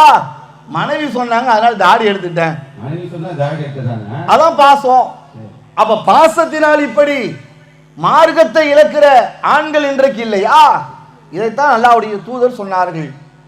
மார்க்கத்தை பாசத்தினால் பல கட்டங்களில் இழக்கிறார்கள். எப்படி எல்லாம் இழக்கிறாங்க? எளிமையான திருமணம் அல்லாஹ்வின் பரக்கத்து பொருந்திய திருமணம் அல்லாஹ்வுடைய தூதர் சொல்றாங்க. இன்னைக்கு நடைமுறையில நிறைய ஆடம்பர திருமணம் நடக்குது. குறைத்து திருமணம் செய்தால் அல்லாஹ்வுடைய பரக்கத்து கிடைக்குமே அப்படின்னு வழிகாட்டுலா. எல்லாரும் சொல்ற காரணம் என்ன? சொந்த பந்தத்தை எப்படி பாய் விடுறது? எங்க சொந்த பந்தமே 1000 பேர் இருக்கு, என் நண்பர் வட்டமே 500 பேர் இருக்கு. அப்போ இங்க 1000 பேருக்கு அவர் சாப்பாடு போடலாம், ஆனா அங்கு பிரியாணி வாசம் அவரை தடுத்ததா, அவருடைய உறவினர்களின் பாசம் அங்க தடுத்ததா? சொல்லுங்க நடுவர் அவர்களே. தீர்ப்பு சொல்லிட்டீங்கன்னா ரொம்ப இலகுவா முடிஞ்சிடும். மார்க்கத்தை தடுக்கிறதுலையும் கூட இன்னைக்கு பாசம் தடையாக இருக்கிறத பார்க்கிறோம். ஆனா அல்லாஹ் என்ன தெரியுமா பண்றான்? இன்னைக்கு இந்த மாநாடுடைய முக்கியமே இப்ராஹிம் அலைஹிஸ்ஸலாம் அவர்களை குறித்து இந்த ஒட்டுமொத்த உம்மத்திற்கும் கொண்டு சேர்க்க வேண்டும் என்பதுதான் நோக்கம். இந்த இப்ராஹிம் அலைஹிஸ்ஸலாம் அவங்களுக்கு அல்லாஹ் நடத்திய போராட்டங்களில் பாச போராட்டம், பாச சோதனைகள் தான் பெருமளவுக்கு அவர்களுக்கு வைக்கப்பட்டது. தன் குழந்தையை குர்பானி கொடுக்க வேண்டும் என்று அவர்களுக்கு கட்டளையிடப்பட்டது அல்லாஹ்வின் கட்டளையா, தன் பிள்ளையின் மீது இருக்க பாசமா என்று அவர்கள் அல்லாஹ்வின் கட்டளைக்குத்தான் முன்னுரிமை கொடுத்தார்கள். பாசத்தை தூக்கி போட்டாங்க. மனைவி மக்களை கொண்டு காபாவிற்கு அருகிலே விட்டு வர வேண்டும் என்று சொல்லும் போது அங்க பாசத்தை பார்க்கல. இன்னைக்கு நம்ம அப்படி பார்த்தோம்னா நம்ம குடும்பத்தில் பிரச்சனை வந்துடும். நம்ம மனைவிட்டு போய் சொல்றோம், நான் ஒரு இடத்துக்கு அழைச்சிட்டு போறேன், அங்க கண்காட்சிலாம் இருக்கு, பட்டிமன்றம்லாம் நடக்கும், ஆனா என்ன மாநாடுன்னு சொல்லாம அழைச்சிட்டு வாங்க. அட படுபாவி, இதுக்கு தான் என்ன அழைச்சிட்டு வந்தியா? ஆனா முன்னாடியே சொல்லியிருந்தா ஜுரம் காய்ச்சல்னு வீட்டில் இருந்திருப்பேனே அப்ப இந்த மாதிரி சொல்லாமல் ஒரு இடத்தில் நாம் மனைவி அழைத்து சென்றால் அந்த குடும்பமே இங்க ரெண்டா போயிடும். இப்ராஹிம் நபி அவர்கள் அல்லாஹ்வின் கட்டளை ஏற்று தன் குடும்பத்தை இரண்டாம் நிலையாக பார்த்தார்கள் என்று பார்க்கிறோம். இறுதியாக இன்னொரு செய்தியை பதிய வைத்துக் கொள்கிறேன். மறுமை நாளை பற்றி அல்லாஹ் பேசுகிறான். இந்த உலகத்துல பாசத்தை ஒரு மனிதன் முன்வைத்து மறுமையை மறந்துட்டான்னு சொன்னான், மார்க்கத்தை இழந்துட்டாரு சொன்னா, அல்லாஹ் உங்களை பற்றி என்ன சொல்றான் தெரியுமா? மறுமை நாள்ல அல்லாஹ் சொல்லுகின்ற பொழுது ஃபஅம்மாமன் ஊத்திய கிதாபஹு ஃபி யமீனிஹி, வலது கரத்தில் அல்லாஹ் சிலருக்கு புத்தகத்தை கொடுப்பான். ஃபஸௌஃப யுஹாசிபு ஹிசாபன் யஸீரா, அவங்களுடைய விசாரணை மறுமையில் மிக எளிமையான விசாரணையாக இருக்கும். வயன்கலிபு இலா அஹ்லிஹி மஸ்ரூரா, தங்களுடைய குடும்பத்தார்களோடு அவர்கள் மகிழ்ச்சியாக இருப்பார்கள். இவர்கள் யாரு? பாசத்துக்காண்டி மார்க்கத்தை விடாதவங்க, பணத்துக்காண்டி மார்க்கத்தை விடாதவங்க, பாசத்தை அடிப்படையாக கொண்டு மார்க்கத்தை விடாமல் இருந்தார்களே, அவர்கள் மறுமையில் அல்லாஹ்வின் நேசம் பெற்றவர்களாக காண்பார்கள். இங்க உலகத்துல மனைவியின் பாசம், பிள்ளையின் பாசம், உறவினர் பாசம், இப்படி இந்த பாசத்திற்காக ஒரு அடியான் மார்க்கத்தை விட்டுவிட்டால் அவன் நிலைமை என்ன தெரியுமா? ஃபஅம்மாமன் ஊத்திய கிதாபஹு வராகல் அஹ்ரிஹி, அல்லாஹ் முதுகுக்கு பின்னால சிலருக்கு பதிவு புத்தகத்தை கொடுப்பானாம். ஃபஸௌஃப யதுஉ சுபுரா, அவன் அழிவை தான் வேண்டுவான். வயஸ்லா சஈரா, அவன் நரகத்திலே அவன் நுழைவான்.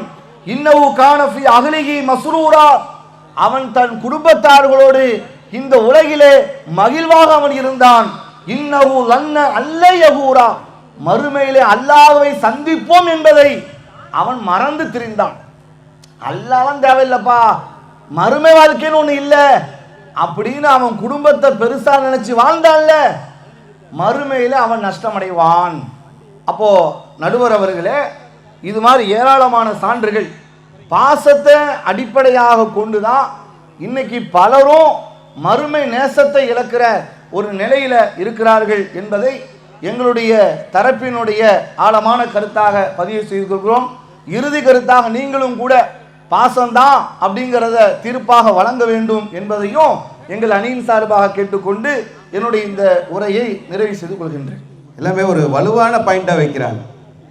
பாசம்தான்றதுக்கு அபூபக்கர் சித்திக் ரலியல்லாஹு அன்ஹு அவங்கள கூட துணைக்கு அழைச்சிக்கிறாங்க. சையீதாக இருந்தவங்க, எவ்வளோ பெரிய முக்கிய நபித்தோழராக இருந்தவங்க, சொர்க்கத்தை கொண்டு நன்மாராயம் சொல்லப்பட்டவங்க, அங்கே ரசூல்லா சபையில் இருக்கும்போது உள்ள நிலை வேற, மனைவி மக்களை பார்த்த உடனே அவங்க நிலை மாறும். அப்போ இந்த பாசம் என்பது இந்த உலகத்தில் எப்படி மாற்றும் என்பதை அப்படியே சொல்லிக்கிட்டே வரும்போது திடீர்னு எனக்கு தலைப்பு மறந்து போச்சு. பிரியாணி வாசமா உறவினர் பாசமா அப்படின்ற தலைப்பில் நம்ம விவாதம் நடத்துகிறோமா என்ற அளவுக்கு நம்மளே திசை திருப்பிட்டாங்கன்னா பாருங்களேன். அப்போ பாசம்தான் காரணம் என்பதற்கு வலிமையான நிறைய ஆதாரங்கள் அடிக்கிட்டு கடைசியாக சொன்னாங்க, இன்னும் ஆதாரங்கள் இருக்குது, நேரம் இல்லை என்று சொல்லக்கூடிய அளவிற்கான ஆதாரங்கள் எங்ககிட்ட இருக்குது என்று சொல்லியிருக்கிறாங்க. பார்ப்போம். டிஎன்டிஜே பேச்சாளர் அஜீஸ் அவங்க பணம் தான், அவங்க எவ்வளவு ஹதீஸ்கள் அடுக்குனாங்களோ, எவ்வளவு நபி வழிகள் அடுக்குனாங்களோ, அதே போல் நம்மளும் செய்யலான்னு வராருன்னு நினைக்கிறேன். பார்ப்போம். மறுமையை மறந்து இம்மையில் மூழ்கிட பெரிதும் காரணம் பணம்தான் என்ற அணிக்கு வலு சேர்ப்பதற்காக இப்போது சில வாதங்களை நாம் வைக்க இருக்கிறோம். எதிர் தரப்பிலிருந்து பாசமா பாசமா பாசமா நேசமா என்றெல்லாம் எதுகை மோனையில் பேசி நடுவரை சரி செய்யலாம் என்று தங்களுடைய வாதங்களை வைத்தார்கள். நம்ம சாயிற மாதிரி இல்லை, அதனால தான் நடுவர்கள் எங்கள் வாதத்தை திருப்பி வைக்கிறோம். பொதுவாகவே ஒரு மனிதனுக்கு மகிழ்ச்சி என்பது வெறுமென பாசத்தில் மட்டும் வந்து விடாது. மகிழ்ச்சி வர வேண்டும் என்றாலும் பணம் என்பது இருந்தால்தான் மகிழ்ச்சி என்பது இருக்கும். இதுதான் பிராக்டிக்கல் ஃபேக்ட். உதாரணத்திற்கு நடுவர்களே, மனைவி இடத்துல கணவன் நேசத்தை செலுத்துகிறார். மனைவி சொல்றாங்க, எனக்கு ஒரு தங்க மோதிரம் வாங்கித்தாங்கன்னு சொல்றாங்க. இவர், நான் உன்னை ரொம்ப நேசிக்கிறேன், தங்க மோதிரம் தருவீங்களா இல்லையா? நான் உன்னை ரொம்ப நேசிக்கிறேன் அப்படின்னா பாசத்தை பணத்தை வைத்து தான் வெளிப்படுத்த வேண்டியிருக்கிறது. காய்கறி வாங்க சொல்றாங்க, வாங்கிட்டு வந்தா மதிய சாப்பாடு. உன் மீது நான் பாசம் வைத்திருக்கிறேன். அடுத்து எப்படி சொல்லுவாங்க, யோ வாங்கிட்டு வர்றியா இல்லையா? அடுத்த பாயிண்ட், பாசத்தை வைத்து ஒன்றும் செய்ய முடியாது நடுவர் அவர்களே. சாப்பிடுறதுனாலும் எதுனாலும் பணம் இருந்தால் மட்டும்தான் என்பதனை தெளிவாக நாம் புரிந்து கொள்ள வேண்டும். இன்னும் பாருங்க, நடுவரிடம் சில கேள்விகளையும் கேட்கிறோம். இன்னைக்கு மக்கள் எல்லாம் வீடு கட்டுறாங்களே, எவ்வளவு போட்டி போட்டு வீடு கட்டுகிறார்கள். எது இருந்தாதான் நடுவர்களை வீடு கட்ட முடியும்? பணம் தான். ஆடை வாங்குறாங்களே, எது இருந்தாதான்? பணம் தான். உணவு போன்ற விஷயங்கள் அடிப்படை எல்லாத்துக்கும் என்ன நடுவர்களே? பணம் தான். நடுவரே சொல்லிட்டாரு பணம் தான், 3 தடவை சொல்லிட்டார். அது வாங்க பணம் வேணும், தீர்ப்பு இல்லை, தெளிவா இருக்கிறாங்க. அப்ப அந்த அடிப்படையில் பார்க்கும் பொழுது பணம் இல்லாமல் வாழ்வு இல்லை. நீங்க பாருங்க, பாசம் என்ற உடனேயே உறவை இணைக்கிறார்கள். பாசம்னா உடனே உறவு வந்துறாரு. எப்படித்தான் ஒரு நிகழ்ச்சியில ஒரு நடுவர் என்ன செஞ்சாருன்னா, இந்த சபையில் மனைவியிடத்தில் அடி வாங்கியவர்கள்லாம் கையை தூக்குங்கன்றாங்களாம். இங்க யாரும் தூக்கிறாதீங்க, ரெக்கார்ட் பண்றாங்க. அங்க இருந்த 10 பேர் என்ன செஞ்சாங்கன்னா, இது நடுவர் அவங்க இதுல எந்த அணின்னு சொல்லணும். எனக்கு ஒரு 9 பேர் கை தூக்கி இருக்காங்க. நான் என் மனைவிட்ட அடி வாங்கிட்டேன். ஒரு நபர் மட்டும் கையை தூக்கவே இல்லை. நடுவர் போய் கேட்கிறாரு, எல்லாரும் போய் சரண்டர் ஆயிட்டாங்க. 9 பேர் பிளஸ் ஒரு நடுவர். எப்படிங்க நீங்க மட்டும் கையை தூக்கல? அவர் சொல்றாரு, நீங்க வேற நைட் அடிச்சடியில கையே தூக்க முடியலங்கிறார். இதுதான் நிலை. உறவு என்று சொன்ன உடனே பாசம் வராது. பாசம் இல்லாத வேஷத்தினால் சில நண்பர்கள் உறவு, பணத்திற்காக சில உறவுகள் கூட இருக்கிறது. இதை நீங்கள் மனசில் வைத்து பின்னால் நாங்கள் வைக்கிற ஒவ்வொரு ஆதாரத்தையும் நீங்கள் தெளிவாக பாருங்கள். 69வது அத்தியாயம் 25வது வசனம். நடுவர்களே, ஒருவன் மறுமையை மறந்து உலக வாழ்க்கையில் மூழ்கி அல்லாஹ்வை மறந்தான், அவனுடைய மறுமை நிலை என்ன? மறுமையை மறந்தே இருக்கிறான், நஷ்டம் தான். நரகவாசி. அந்த நரகவாசி பேசியதாக திருமறை குர்ஆன் பேசுகிறது. அம்மா மண் ஊத்திய கிதாபஹு பிஷிமாலிஹி, யாருடைய இடது கரத்தில் ஏடு கொடுக்கப்படுகிறதோ ஃபயகூல், அவர் சொல்வார், யா லைத்தனி லம்மூத்த கிதாபியா, எனக்கு இந்த ஏடு தந்திருக்காம இருந்திருந்தா நல்லா இருந்திருக்குமே. வலமத்ரி மா ஹிசாபியா, இந்த விசாரணையை சந்திக்கலன்னா நல்லா இருந்திருக்குமே. யா லைத்தஹா கானத்தில் காதியா, என் கதை உலகத்திலே முடிந்திருந்தால் நன்றாக இருக்குமே என்று சொல்லிவிட்டு தான் நரகத்திற்கு வந்து மறுமையை மறந்து உலகத்தில் திளைத்து நரகத்திற்கு வந்த அந்த காரணத்தை நரகவாசி பதிவு செய்வதை அல்லாஹ் இந்த சமுதாயத்திற்கு சொல்லி காட்டுகிறான். மா அகுனா அன்னி மாலியா, என் பொருளாதாரம் என்னை காப்பாற்றவில்லை என்று சொல்கிறான். பணம் காப்பாற்றல. பணம் பணம் என்று பணத்தை வைத்து திரிந்த இந்த சமுதாயம் மறுமையில் எப்படி நிற்குமாம்? நரகவாசியாக நின்று கொண்டு என் பணம் என்னை காப்பாற்றவில்லை என்று சொல்லுமாம். அல்லாஹ் மிக தெளிவாக சொல்லிவிட்டான்.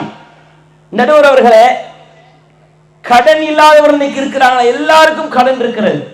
இந்தியா கூட கடன் வாங்கியிருக்க.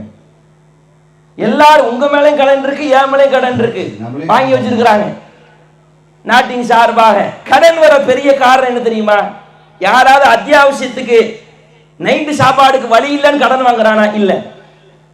மானத்தை மறைக்க ஆடை இல்லைன்னு கடன் வாங்குறானா? இல்ல.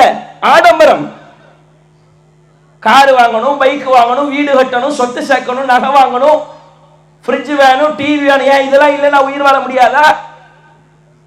ஆடம்பரத்தினால் கடன் வருகிறது. அல்லாஹ்வுடைய தூதர் ஒவ்வொரு தொழுகையிலும் அதிகமாக பாதுகாப்பு கேட்டது கடனை பற்றி. கடன் என்பது ஒரு பகுதி. வட்டியிலே இஸ்லாமிய சமுதாயம் மூழ்கிறார்களே, வட்டி என்பது தடை என்ற மறுமைக்குரிய எச்சரிக்கை இருக்கும் பொழுது அதை மறந்துவிட்டு செல்போனில் இருந்து, டிவியில் இருந்து, ஃப்ரிட்ஜில் இருந்து, இஎம்ஐ என்ற பெயரால் வாகனம் முதற்கொண்டு இன்றைக்கு சமுதாயம் வட்டியில இருக்கிறது என்றால் அவர்கள் மறுமையை மறந்து விட்டார்கள். உலகத்தினுடைய பொருளினுடைய தேசம் அதிகமாக இருப்பதனால் அல்லாஹ் தடுத்த தடையை அவர்கள் சர்வசாதாரணமாக செய்கிறார்கள் என்பதனை நீங்கள் புரிந்து கொள்ள வேண்டும். எந்த அளவுக்குனா, ஒரு மணப்பெண் மகன் தேர்ந்தெடுக்கிற விஷயத்துல இன்னைக்கு யார் கொள்கையை பார்க்கிறார்? ரசூலுல்லாஹ் 4 விஷயம் சொன்னாங்கல்ல, மார்க் அடிப்படையில் முடிந்தாங்கள, பணத்தை தானே பார்க்கிறாங்க. நடுவர்களே, வரதட்சணை இருக்குத, பணத்தாசை பிடித்தவர்கள் இன்னைக்கு ஒண்ணு அங்கங்க ரெண்டு இருக்கு. முழுக்க முழுக்க பணத்தாசை பிடித்தவர்கள், பணமோகம் கொண்டவர்கள் தான் வரதட்சணை கேட்கிறார்கள். பணம் தான காரணம். வரதட்சணை வாங்குவது இஸ்லாத்தில் அனுமதியா? மகருடன் மார்க்கம் சொல்கிறது, அதான் மறுமைக்கான கட்டளை. வரதட்சணை வாங்கி மறுமையை மறக்கிறார்கள் என்றால் பணம் நடுவர்களே. திருமணம், ஆடம்பர திருமணம் சமுதாயத்திலே நடத்தப்படுகிறது என்றால் பணத்திமுறை காட்ட வேண்டும். பக்கத்து வீட்டுக்கார 1000 பேருக்கு விருந்து போட்டா நான் 3000 பேருக்கு போடுவேன். பெண் வீட்டு விருந்து, பந்தல் போடுவேன், மண்டபம் முடிப்பேன், மாப்பிள்ளை அப்படி பந்தாவா கார்ல 10 பேரோட கூட்டு வருவேன் என்ற இந்த பந்தாக்களும் பகட்டுத்தன்மையும் பெருமையும் தானே பணத்தை என்னிடத்தில் இருப்பதை காட்ட வேண்டும் என்பதற்கு தானே செய்கிறார்கள். எல்லாத்துக்கும் பணம் தானே காரணம். இஸ்லாமிய சமுதாய மக்களுடைய வியாபாரத்தில் சரியா இருக்கிறாங்களா? மக்கள் புகையிலை விற்கிறார்கள், புகைப்பிடிக்கிற சாணத்தை விற்கிறார்கள், மார்க்கம் தடுத்த காரியத்தை விற்கிறாயே, இது ஹலாலா? யாத்தியாலன்னாசி ஜமான், மக்களுக்கு ஒரு காலம் வரும், மக்களுடைய சம்பாத்தியத்திலிருந்து அமினல் ஹலால் அமினல் ஹராம், எது ஹலால் எது ஹராம் என்று தெரியாத ஒரு காலம் வரும். பணம் பணம் சம்பாத்தியம் என்று அல்லாஹ் தடுத்த காரியத்தை கடையில் வைத்து வியாபாரம் செய்கிறாயே, நீ மறுமையை ஏற்றவனா? சிந்திச்சு பாருங்க. மறுமைதான் மேல் என்றால் ஹராமான வியாபாரத்தை செய்வார்களா? சமுதாயம் இன்றால் ஒண்ணும் இல்லை. நடுவர்களை ஜும்மா அன்றைக்கு முஸ்லிம்கள் கடை வைத்திருக்கிறார்கள். ஜும்மானுடைய கட்டளை என்ன? பாங்கு சொல்லப்பட்டால் அல்லாஹ்வின் நினைவு கூற நீங்கள் சென்று விடுங்கள். நீங்கள் வியாபாரத்தை விட்டுவிட வேண்டும். யாரை வச்சும் பார்க்க கூடாது. வியாபாரம் க்ளோஸ். வியாபாரம் பார்க்கிறாங்களே, அல்லாஹ் பக்கவா மறுமை பக்கவான்னா பணம், பணத்துக்காகத்தானே. இன்னும் பாருங்க, பணத்தாசையினால திருட்டு நடக்கிறது என்ன காரணம்? பணம் தான். திருடக்கூடாது மார்க்கம் சொல்றது. திருடுறாங்கன்னா பணம் தானே. கொள்ளை கொலை மோசடி லஞ்சம் செய்கிற கடமையை கூட பணத்திற்காக ஆசைப்பட்டு கடமையை செய்ய கூட காசு கேட்கிறார்கள். சமுதாயத்துல பெற்றோரை எவ்வளவு கஷ்டப்பட்டு வளர்த்து வார்த்தெடுத்தாங்க. பாசம் பாசங்கிறீங்களே, அந்த பாசத்தை கொடுத்து வளர்த்த அந்த தாய் தந்தைக்கு வளர்ந்து நிமிர்ந்து திமிர்ந்து நிக்கிற இந்த பிள்ளை கொடுக்கிற பரிசு என்ன தெரியுமா? முதியோர் இல்லம். காசு. காசுக்காக பாபா கொடுக்க முடியல, உமா கொடுக்க, சொத்து பிரச்சனையில அடித்துக் கொண்டு சரியத்திற்கு எத்தனை வாக்குகள் வருகிறது? பணம் இல்லையா? நடுவர்களை இணை வைப்பும் விதத்தும் தமிழகத்திலே நடைபெற்றுக் கொண்டிருப்பதற்கு காரணம் பணம். மௌலித் ஓத காசு இல்ல, ஃபாத்தியா ஓதுனா காசு இல்ல, யாசின் ஓதுனா காசு இல்ல, செத்தவனை வைத்து யாசின் ஓதினால் குர்ஆன் ஓதினால் காசு இல்லை என்ற அறிவித்து மக்கள் சொன்னால் மௌலித் இடம்பெறுமா? ஃபாத்தியா இருக்குமா? இணை வைப்பு பிதஅத் வருவதற்கு கூட பணம் காரணமாக இருக்கிறது. தமிழகத்தில் பல ஆலிம்கள் சத்தியத்தை சொன்னால் வேலை போய்விடும் என்பதற்காக சத்தியத்தை சொல்ல மறுக்கிறார்கள். மாற்று கருத்து இருக்கா? வரதட்சணை தப்புன்னு தெரியும், வட்டி கூடாதுன்னு தெரியும், மௌலிது கூடாதுன்னு தெரியும், ஃபாத்தியா தவறுன்னு தெரியும், எடுத்து சொன்னா முத்தவள்ளி வேலையை காலி பண்ணிடுவாரு. பணம். இறுதியாக சொல்லி முடிக்கிறேன். ஒரு மனிதனுக்கு அல்லாஹ் பொருளாதாரத்தை உயர்த்தியும் கொடுப்பான், தாழ்த்தியும் கொடுப்பான். இரண்டு சாரார்களுமே வறுமையை காரணம் காட்டி ஒரு சாரார்கள் மறுமை மறக்கிறார்கள். ஒரு சாரார்கள் வருமானத்தை அதிகமான பணத்தை காரணம் காட்டி மறுமை மறக்கிறார்கள். இரண்டு கோணத்தில் எப்படி மறந்தாலும் மறுமையை மறந்தால் உங்களுக்கு மறுமையில் நஷ்டவாளிதான். அல்லாஹ்வுடைய தூதர் சொல்கிற செய்தியை சொல்லி முடிக்கிறேன். கல்பு ஷேக் ஷாபுன் அலா ஹுப்பி இஸ்னத்தைன். ஒரு முதியோருடைய உள்ளம் கூட இரண்டு விஷயத்தில் இளமையை நாடுகிறது. ஹுப்புல் ஐஸ் வல் மால்.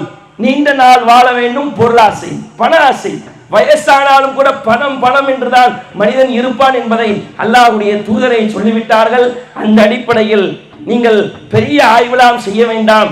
நடைமுறை பிராக்டிக்கல் ஃபேக்டை எடுத்து பார்த்தாலே இந்த உலகம் மார்க்க பிரச்சாரத்தை விட்டு, மார்க்க கட்டளைகளை விட்டு, தொழுகையை விட்டு பள்ளிவாசலுக்கு வராமல் ஒதுங்கி நிற்பதற்கான அடிப்படை காரணம் பணம். பணம், பணத்தின் மீது உள்ள மோகம், பணத்தின் ஆசைதான் என்பதை அழுத்தம் திருத்தமாக எங்களுடைய அணியின் சார்பாக நாங்கள் வைத்து எங்களுடைய அணியினுடைய இந்த முதல் உரைகளை நிறைவு செய்து கொள்கிறோம். அஸ்ஸலாமு அலைக்கும் வரஹ்மத்துல்லாஹி வபரகாத்துஹு. எல்லாத்துக்குமே அடிப்படையாக பணம் தானே இருக்குது. வட்டின்னு சொன்னால் பணம் வருது, வரதட்சணைன்னு சொன்னால் பணம் வருது, ஆடம்பர திருமணம்னு சொன்னால் பணம் வருது. எல்லா விஷயத்திற்கு பின்னாலேயும் இருக்கக்கூடியது பணம் தான். தன்னுடைய ஆணித்தரமான வாதங்களை வைத்து முதல் சுற்று முடிந்திருக்கிறது. இரண்டாவது சுற்றில் தொகுப்புகளை, தங்களுடைய இறுதி கருத்துக்களை சுருக்கமாக சொல்லுவாங்க. காஞ்சி இப்ராஹிம் அவங்க திரும்ப பாசம் என்ற தொகுப்பு. நடுவர் அவர்களே, எதிர்த்தரப்பினர் வந்து சோத்துல பூசணிக்காயை மறைச்சு கேள்விப்பட்டிருப்பீங்க. மறைச்ச அந்த சோத்தையும் சேர்த்து மறைச்சு பார்த்துருக்கீங்களா? அந்த வேலையை தான் அவங்க செஞ்சுக்கிட்டு இருக்காங்க. இப்போ மந்தியில சிக்கன் எல்லாம் மறைக்கிறாங்க. அது வேற, மந்தியில சிக்கனை போட்டு மறைச்சு சிக்கன்ல மந்தியை மறைக்கிறது, இப்படிலாம் காலம் போய்கிட்டு இருக்கு. ஆனா இவங்க என்னன்னா, இவ்வளோ ஆதாரங்களை எடுத்து போட்டு இந்த மறுமையை மறக்கிறதுக்கு, இந்த உலக வாழ்க்கையில் மக்கள் மூழ்வதற்கு காரணம் என்ன அப்படின்றத நம்ம பேசிக்கிட்டு இருக்கும்போது அதில் உள்ள தலைப்பு என்ன தெரியுங்களா? பெரிதும் காரணம் என்ன அப்படின்றது தான். மறுமையை மறந்து இந்த உலக வாழ்க்கையில மூழ்வதற்கு பெரிதும் காரணம் என்ன? பணமா பாசமா அப்படிங்கிறது தான். தலைப்பை மறந்துட்டு எடுத்துட்டு வந்த குறிப்பை எடுத்து வச்சு பயான் பண்ணிக்கிட்டு இருக்கிறாங்க. அந்த பயான்ல அல்ஹம்துலில்லாஹ் சொன்ன தகவல்கள் எல்லாம் குர்ஆன் ஹதீஸ் அடிப்படையில் சொன்னதுனால அந்த விஷயத்துல நம்ம எந்த ஒரு மாற்று கருத்தும் சொல்ல இயலாது. ஆனா பணம் பணம்ட்டு எல்லாத்துக்குமே பணத்தை அவர்கள் வந்து சொன்னாங்களே, அதனுடைய பின்னணி என்ன? அவன் ஒரு மனிதன் இன்னைக்கு பணத்தை தேடி ஓடுறான். இன்னைக்கு ஒரு மனிதன் பணம் தான் தேவை என்று அவன் இந்த உலகத்திற்கு அதிகமாக முக்கியத்துவத்தை கொடுக்கிறான் அப்படின்னு சொன்னா அதற்கான தேவைகள் என்ன, அதனுடைய பின்னணிகள் என்ன? இன்னைக்கு ஒரு கூலி வேலை செய்யக்கூடிய மக்கள்கிட்ட போய் கேளுங்க, இரவு பகலாக கஷ்டப்படுவாங்க. அந்த மனிதர்கிட்ட போய் கேட்டாலும் சரி, நீங்க அதானி அம்பானிகிட்ட போய் கேட்டாலும் சரி, அவனும் பணத்துக்கு தான் ஓடுறான். அதே இந்த கூலி வேலை செய்யக்கூடிய மக்களும் அந்த பணத்திற்காகத்தான் நீங்க கடுமையா உழைக்கிறாங்க. அந்த மக்கள்கிட்ட நீங்க போய் கேளுங்க, என்ன காரணம் சொல்லுவாங்க? நான் சிறிய வயதுல நான் வந்து ரொம்ப கஷ்டப்பட்டுட்டேன், நான் ரொம்ப உலகத்தை அனுபவிக்காம விட்டுட்டேன், எந்த ஒரு சுகத்தையும் நான் அனுபவிக்கல, அதனால நான் என்னுடைய பிள்ளை, என்னுடைய சந்ததிகள், என்னுடைய குடும்பம், அவர்கள் எல்லாம் கஷ்டப்படாம இருக்கணும், அதற்காக நான் எப்படி வேணாலும் கஷ்டப்படுவேன், அதற்காக நான் மறுமையை கூட மறக்கிறேன்றதுனாலதான் தொழுகை விட்டுட்டு போய் இன்னைக்கு என்ன பண்றான்? உழைக்கிட்டு கொண்டிருக்கிறான். காரணம் என்ன? அந்த பாசம் அவர்களை தடுக்கக்கூடிய ஒன்றாக அமைந்திருது. பொருளாதாரத்தை ஈட்டுவதற்கு அவர்களை திசை திருப்பதற்கு காரணம் என்ன? அந்த பாசம் தான் நடுவர்களே. ஆனா என்ன அப்படின்னு சொன்னா, பணத்துக்கு பின்னாடி மொத்தமா பாசம் இருக்கும். மொத்தமா நீங்க பாத்தீங்கன்னா அதனுடைய பின்னணியே பாசத்தில் உள்ளதா அடங்கியிருக்கு. ஆனா என்ன அப்படின்னு சொன்னா, எதிர்த்தரப்பினர் வந்து குறிப்பு எடுத்துட்டு வந்து பயான் பண்ணிக்கிட்டு பணம் பணம்ன்றாங்க. அப்ப இந்த விஷயத்துல என்ன சொல்றாங்க? ஒருத்தர் வட்டிக்கு வாங்குறான், காரணம் என்ன? வட்டிக்கு வாங்குறது காரணம் என்ன? ஆதாரத்தை போடுறன்ற பேர்ல பல விஷயங்கள் சொல்லி இருக்கிறாங்க. வட்டிக்கு வாங்குறான், புகையிலை வந்து விற்பனை செய்யறான், ஜும்மா தொழுகை விட்டுட்டு இன்னைக்கு வியாபாரத்துக்கு ஓடுறான், அப்படின்லாம் இன்னைக்கு வாதத்தை வைத்திருக்காங்களே. அந்த மக்களை கூப்பிட்டு விசாரிங்க, அந்த மக்களை கூப்பிட்டு கேளுங்க, நான் வட்டிக்கு வாங்குற என்ன காரணம் தெரியுமா? நான் வந்து நான் கஷ்டப்பட்ட மாதிரி என் பிள்ளை கஷ்டப்படக்கூடாது, என் குடும்பம் கஷ்டப்படக்கூடாது, நான் அனுபவிக்காம இந்த உலகத்தில் விட்டு அனைத்தையும் என்னுடைய சந்ததியில் அனுபவிக்கணும், என் குடும்பத்தினர் அனுபவிக்கணும், அதற்காக தடை செய்யப்பட்ட பொருளாதாரத்தை கூட நான் விற்பனை செய்வேன், அது மார்க்கத்தில் ஹராம் ஹலால் அப்படியெல்லாம் நான் பார்க்க மாட்டேன். எனக்கு தேவை என்ன? நான் நல்லா இருக்கணும், என் குடும்பம் நல்லா இருக்கணும், என் பிள்ளைகள் நல்லா இருக்கணும். இதான காரணம். நீங்க திருமண விஷயத்தை சொல்றாங்க, திருமண விஷயத்தை சொன்னா இன்னைக்கு வரதட்சணை வாங்கி திருமணம் முடிக்கிறாங்களா? ஆடம்பரமா திருமணம் முடிக்கிறாங்களா? அதுக்குள்ள காரணம் என்ன? அவருடைய வீட்டில் இருக்கக்கூடிய அந்த பெற்றோர்கள் சொல்லக்கூடியதற்கு பாசத்துக்கு அடிமையாகிறாங்க. அடிமையாகிவிட்டு அதிலே மார்க்கத்தின் முரணான செயலில் ஈடுபடுறாங்க. அதன் பிறகு மருமகன் வந்த பிறகு தாயை மறந்துடுறான். அதற்கு என்ன காரணம்? தாயை தூக்கி போடுறதுக்கு காரணம் என்ன ஆகுது? அந்த மனைவி மீது இருக்கக்கூடிய பாசம், அந்த பெற்றோர்களுக்கு செய்ய வேண்டிய கடமையை அவனை மறந்து தூக்கி எறிய செய்த ஒருத்தர் மீது ஒருத்தர் வைக்கக்கூடிய அந்த பாசம் மார்க்கத்தை தடமாற செய்தா இல்லையா? அப்ப இதற்கெல்லாம் தேவையானது என்ன அப்படின்னு சொன்னா, இன்னைக்கு எந்த ஒரு விஷயத்தை நீங்கள் பொருளாதாரத்தை மையமாக வைத்து பேசினாலும் அதனுடைய பின்னணி அனைத்துமே பாசத்தில் உள்ளதான் அதை அடங்கக்கூடிய ஒன்றாக இருக்கும் நடுவர்களே. ஆகையால் எங்க தரப்புல முதல் தரப்புலையும் சரி அதிகமான ஆதாரங்களை எடுத்து வைத்திருக்கிறோம். இந்த தொகுப்புரையிலையும் நாங்கள் அதிகமான ஆதாரத்தை எடுத்து வைத்திருக்கோம். அதற்கான முழு காரணமே அதனுடைய பின்னணியே பாசத்தில் தான் அடங்கியிருக்கு என்பதை ஆணித்தரமாக வைத்து நிறைவு செய்கிறேன். அஸ்ஸலாமு அலைக்கும் வரஹ்மத்துல்லாஹி வபரகாத்துஹு. போட்ட எல்லா வாதங்களையும் அந்த பாசம் பாசம் பாசம் அதுதான் இந்த பணத்தை சம்பாதிக்கிறதுக்கான காரணம். அவன் வாங்கின லஞ்சமாக இருக்கட்டும், அவன் வாங்கின வட்டியாக இருக்கட்டும், அவன் பண்ண வியாபாரமாக இருக்கட்டும், எல்லாமே பாசம் தானேப்பா அப்படின்ற மாதிரி போட்ட எல்லா பாலும் 6 அடித்த மாதிரி தெரியுது. இறுதி தொகுப்புரை சி.வி. இம்ரான், மாநில செயலாளர். மறுமை வாழ்க்கையை மறந்து இம்மை வாழ்க்கையில் மூழ்க பெரிதும் காரணம் பணமா பாசமா என்ற தலைப்பில் நம் தரப்பில் எவ்வளவு வலுவான வாதங்களை ஆதாரங்களை தொகுத்து கொடுத்துருந்தோன்றதை நீங்கள் கவனிச்சிருப்பீங்க. எதிரணியினர் 2 பேருமே கொஞ்சம் கூட சங்கடப்படாமல், அதாவது நிறைய குறிப்புகள்லாம் இன்னும் டைம் இல்லை இருந்தால் அப்படியே கொட்டியிருப்போன்னு சொல்கிறாங்க. எங்ககிட்ட கொடுத்தா ஒரு லாரியில் கொண்டாந்து இறக்க தயாராக இருக்கிறோம். மொத்தமாக எழுதி புக்காக எழுதி அத்தனை ஆதாரங்கள் பொருளாதாரம் தான் சொல்லி கொண்டு வந்து கொடுக்குற தயாராக இருக்கும். நீங்கள் நோட் பண்ணிக்கிறங்க. பணம் காரணமே இல்லை, பாசம்தான் காரணம்னு சகோதரர் காஞ்சி இப்ராஹிம் பாயை கூட சுட்டி காட்டினாங்க. நடுவர் அவர்கள் உங்கள்கிட்ட ஒரு சில கேள்வி கேட்கணும். சகோதரர் பல்லாவரத்துலேருந்து வர்றாரு, இந்த சகோதரர் காரைக்கால்லேருந்து வர்றாரு. வர்ற வழியில் பஸ்ஸில் வந்து டிக்கெட் வாங்கினாங்களா இல்லை சும்மா தான் வந்தாங்களா?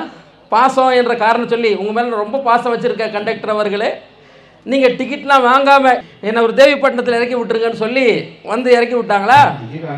அப்போ பணம் காரணமாக புரிஞ்சுக்கிட்டீங்களா? நீங்கள் பணம் இல்லாமல் எதுவுமே இந்த சமுதாயத்தில் நடக்காது.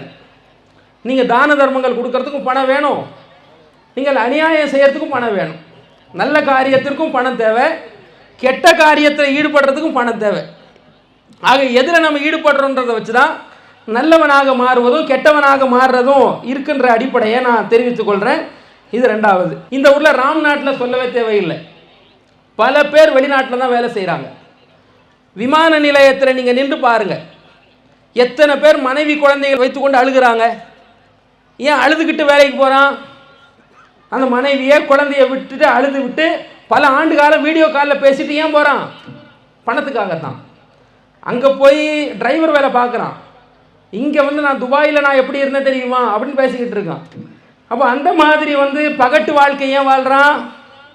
அந்த மாதிரி துபாயில் போய் ஏன் கஷ்டப்படுறான்னு சொன்னால் பணத்துக்காகத்தான் இவன் பல விஷயத்தில் ஈடுபடுறதை பார்க்குறோம்.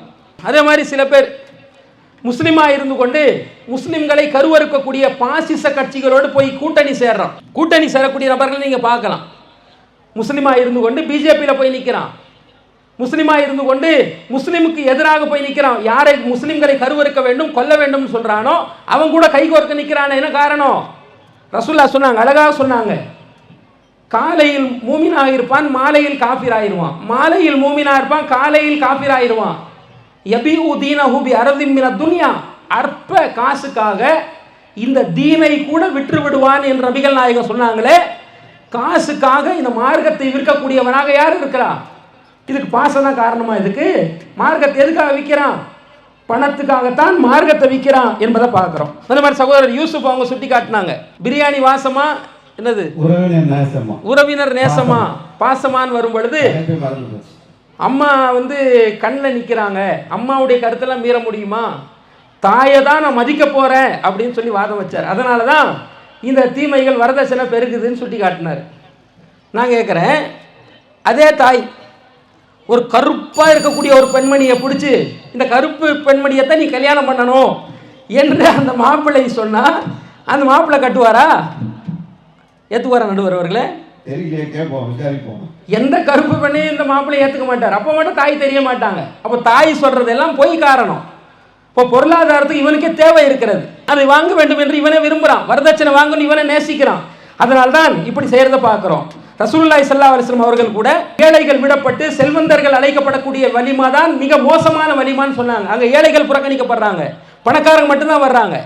வட்டிக்கு வாங்கக்கூடிய விஷயத்தை ரசூலா குர்ஆன்ல அல்லாஹ் சொல்லும் பொழுது அல்லாஹ்வுடனும் தூதருடனும் போருக்கு தயாராகி கொள்ளுங்கள் சொல்றான். வட்டி என்பது பொருளாதாரத்தை சார்ந்தது, வீண் விரயம் செய்யக்கூடாதுன்னு அல்லாஹ் சொல்றான். வீண் விரயம் என்பது பொருளாதாரம் சார்ந்தது.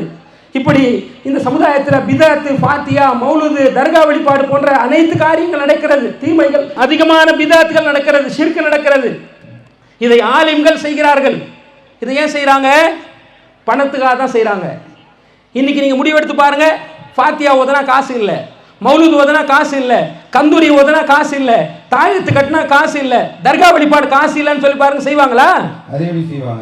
காசுக்காக தான் செய்வாங்க. அல்லாஹ்வே குர்ஆன்ல சொல்றான், மக்களுடைய பணத்தை சாப்பிடுவதற்காகத்தான் இந்த துறவிகள் அறிஞர்கள்லாம் இந்த மார்க்கத்தை பிழைப்பாக ஆக்குகிறார்கள். நல்லா குரான்ல சுட்டி காட்டுவதை பார்க்கிறோம். ஆக மார்க்கத்தில் பிதாத்து ஷிர்க் எல்லாம் உருவாக்கி நியாயப்படுத்தக்கூடியவர்கள் எல்லாம் இந்த பணத்திற்காகத்தான் செய்து கொண்டிருக்கிறார்கள் என்ற இன்னும் நிறைய ஆதாரங்கள் இருக்கிறது. எங்களுக்கு நேரம் இல்லாத காரணத்தினால் அதிகமான ஆதாரங்கள் இங்கே நாங்கள் சுட்டிக்காட்ட முடியவில்லை. கொண்டு வர அளவுக்கு ஆதாரம் இருக்காங்க. ஆக எங்களுடைய தரப்பு வாதமாக உறுதியாக வைத்துக் கொள்கிறோம், அவன் இம்மை வாழ்க்கையில் மூழ்கி மறுமை வாழ்க்கையை மறப்பதற்கு பணம்தான் பெரிய காரணமாக இருக்கிறது என்று கூறி எங்களுக்கு சாதகமாக தீர்ப்பு கொடுப்பீர்கள், அல்லாஹ் உதவி செய்வானாக என்று எதிர்பார்த்து முடித்துக் கொள்கிறேன். வாஹிரதாவானா அல்ஹம்துலில்லாஹி ரப்பில் ஆலமீன். அஸ்ஸலாமு அலைக்கும். அன்பிற்குரிய சகோதரர்களே சகோதரிகளே, இறுதி நிலைக்கு வந்திருக்கிறோம். 2 பேரும் போட்ட பால் இப்போ நம்ம கைக்கு வந்துருச்சு. இப்போ நம்ம என்ன சொல்ல போகிறோம் என்ற ஒரு நிலையில எதிர்பார்ப்பில் நீங்கள் இருக்கிறீர்கள். 2 தரப்பினர் வைத்த வாதங்களையும் நீங்கள் உற்று கவனித்திருப்பீர்கள். இந்த உலக வாழ்க்கையில் மூழ்குவதற்கு பெரிதும் காரணம் பணமா பாசமா என்ற அந்த தலைப்பின் கீழே பணத்தினால் ஏற்படக்கூடிய பாதிப்புகளையும் பாசத்தினால் ஏற்படக்கூடிய பாதிப்புகளையும் ரொம்ப தெளிவாக அழகாக ஆணித்தரமாக 2 தரப்பும் சுட்டி காட்டியிருக்கிறார்கள். இதில் ஒரு விஷயத்தை நாம் விளங்கிக் கொள்ள வேண்டும். இந்த உலகத்தில் வாழ்வதற்கு 2ம் அவசியமான ஒன்று. மார்க்கம் அதை நமக்கு சொல்கின்றது. பணம் இல்லாமல் பாசம் இல்லாமல் உறவுகள் இல்லாமல் துறவரம் மேற்கொள்ளக்கூடிய ஒரு மார்க்கத்தில் நாம் இல்லை. பணம் என்பது அவசியமானது. இந்த மாநாடு நடத்துகிறோம், இதுக்கு கூட பணம் இல்லாமல் இந்த மாநாடு நடத்த முடியாது. ஒரு முஸ்லீம் தான தர்மங்கள் செய்ய வேண்டும் என்று சொன்னால் பணம் வேண்டும். தன்னுடைய குடும்பத்தோடு அவர் இன்பமாக வாழ வேண்டும் என்று சொன்னால் அதற்கும் பணம் வேண்டும். வெள்ளிக்கிழமை ஜும்மாவை நீங்கள் நிறைவு செய்து விட்டீர்கள் என்று சொன்னால் நீங்கள் அல்லாஹ்வுடைய அருளை தேடி இந்த பூமியில் செல்லுங்கள் என்று மார்க்கம் நமக்கு சொல்கின்றது. கடலை படைத்திருப்பது, கடலிலே கப்பலை நான் செலுத்துவது அல்லாஹ்வுடைய அருளை நீங்கள் தேடுவதற்காகத்தான் என்று அல்லாஹ் ரப்பல் ஆலமீன் நமக்கு சொல்லித் தருகின்றான். பணம் இந்த உலகத்தில் வாழ்வதற்கு தேவை. பொருளாதாரங்கள் ஈட்டுங்கள், பொருளாதாரத்தை தேடுங்கள் என்று சொல்லி மார்க்கம் நமக்கு சொல்கின்றது. பொருளாதாரம் என்பது இந்த உலகத்திற்கு தேவையான அவசியமான ஒன்று. அதே போன்றுதான் உறவுகளையும் நமக்கு மார்க்கம் சொல்லித் தருகிறது. பாசம் இல்லாமல் இந்த உலகத்தில் வாழ சொல்லி நம்மளை மார்க்கம் சொல்லவே இல்லை. அல்லாஹ்வுடைய தூதர் அவர்கள் தன்னுடைய பேர குழந்தையை எடுத்து முத்தமிடுகிறார்கள், கொஞ்சுகிறார்கள், குலவுகிறார்கள். அப்பொழுது அருகிலே இருந்த ஒரு கிராமவாசி அல்லாஹ்வுடைய தூதரிடத்திலே சொல்கின்றார், எனக்கு 10 பிள்ளைங்க, ஒரு பிள்ளையை கூட நான் இப்படி கொஞ்சியது கிடையாது, இப்படி முத்தம் கொடுத்தது கிடையாது என்று சொல்கின்ற போது அல்லாஹ்வுடைய தூதர் சொன்னார்கள், உன்னுடைய உள்ளத்திலிருந்து அல்லாஹ் இரக்கத்தை எடுத்து விட்டான் என்று சொன்னால் நான் என்ன செய்ய என்று சொன்னார்கள் அல்லாஹ்வுடைய தூதர் அவர்கள். உலகத்திலே உள்ள நம்முடைய உறவுகள் மீது பாசத்தை நேசத்தை வைக்க சொல்லி மார்க்கம் நமக்கு சொல்கின்றது. அல்லாஹ்வுடைய தூதர் சொன்னார்கள், லா யதுகுலுல் ஜன்னத காத்திஉன், யார் இணக்கமாக உறவுகளோடு பாசமாக உலகத்தில் வாழவில்லையோ அவருக்கு சொர்க்கமே கிடையாது. மறுமையிலே நாம் வெற்றி அடைய வேண்டும் என்று சொன்னால் பாசத்தோடு நாம் உறவுகளோடு இருக்க வேண்டும் என்பதை நமக்கு மார்க்கம் சொல்லித் தருகிறது. இப்படி உலகத்திலே வாழ்கின்ற போது பணமா பாசமா என்ற இந்த தலைப்பின் கீழே உலகத்தில் நாம் பணத்தை சம்பாதிக்க வேண்டும், பணம் நமக்கு தேவை, உறவுகளோடு இணக்கமாக இருக்க வேண்டும், உறவுகளை அரவணைக்க வேண்டும், உறவுகள் என்பது நமக்கு தேவை என்பதை விளங்கி கொண்டிருக்கக்கூடிய நாம் இந்த உறவுகளும் இந்த பணமும் நம்முடைய மறுமை வாழ்க்கையை விட்டு திசை திருப்பி விடக்கூடாது. இதை நாம் வந்திருக்கக்கூடிய நாம் ஒவ்வொருவரும் இப்ராஹிம் அலைஹிஸ்ஸலாம் அவருடைய இந்த பிரச்சாரம் நடைபெறக்கூடிய இந்த சூழ்நிலையில் அதை நம்முடைய உள்ளத்திலே ஆழமாக பதிவு செய்ய கடமைப்பட்டிருக்கிறோம். இந்த பணம் இருக்குல்லங்க, இந்த பணம் என்னெல்லாம் பாடுபடுத்துதுன்றத நிறைய பட்டியல் போட்டாங்க. பணம் தான் இன்னைக்கு இந்த ஆடைகளை அலங்காரமாக போடுறதுக்கு பெரிய காரணமாக இருக்கு. திருடு செய்யறதுக்கு, கொலை செய்யறதுக்கு, இன்னும் லஞ்சம் வாங்கிறதுக்கு, முதியோர் இல்லங்கள் ஆரம்பிக்கப்படுவதற்கு, வட்டி வாங்கிறதுக்கு, வரதட்சணை வாங்கிறதுக்கு, ஆடம்பர திருமணங்களுக்கு எல்லாமே அடிப்படையாக இருக்கக்கூடியது பணம் தான். பணம் எந்த அளவுக்கு ஆயிடுச்சுன்னு சொன்னா மிகப்பெரிய, அதாவது ஒரு சாபக்கேடு என்று சொல்லக்கூடிய அளவிற்கு இஸ்லாமிய மார்க்கத்தை அறிந்து அதை பிரச்சாரம் செய்யக்கூடிய மார்க்க அறிஞர்கள் கூட அற்ப விலைக்காக, அற்ப காசுகளுக்காக, அற்ப பொருளாதாரத்திற்காக இந்த மார்க்கத்தை விற்று கொண்டிருக்கிறார்கள். சமூகத்தில் நீங்க திரும்பி பார்த்தீர்கள் என்று சொன்னால் எல்லா இடத்துலையுங்க நிறைய சொன்னாங்க, மௌலூது ஓதுறாங்க, ஃபாத்தியா ஓதுறாங்க. எந்த அளவுக்குன்னா ஒருவர் இறந்துடுறார், போய் அடக்கம் பண்ணிட்டாங்க.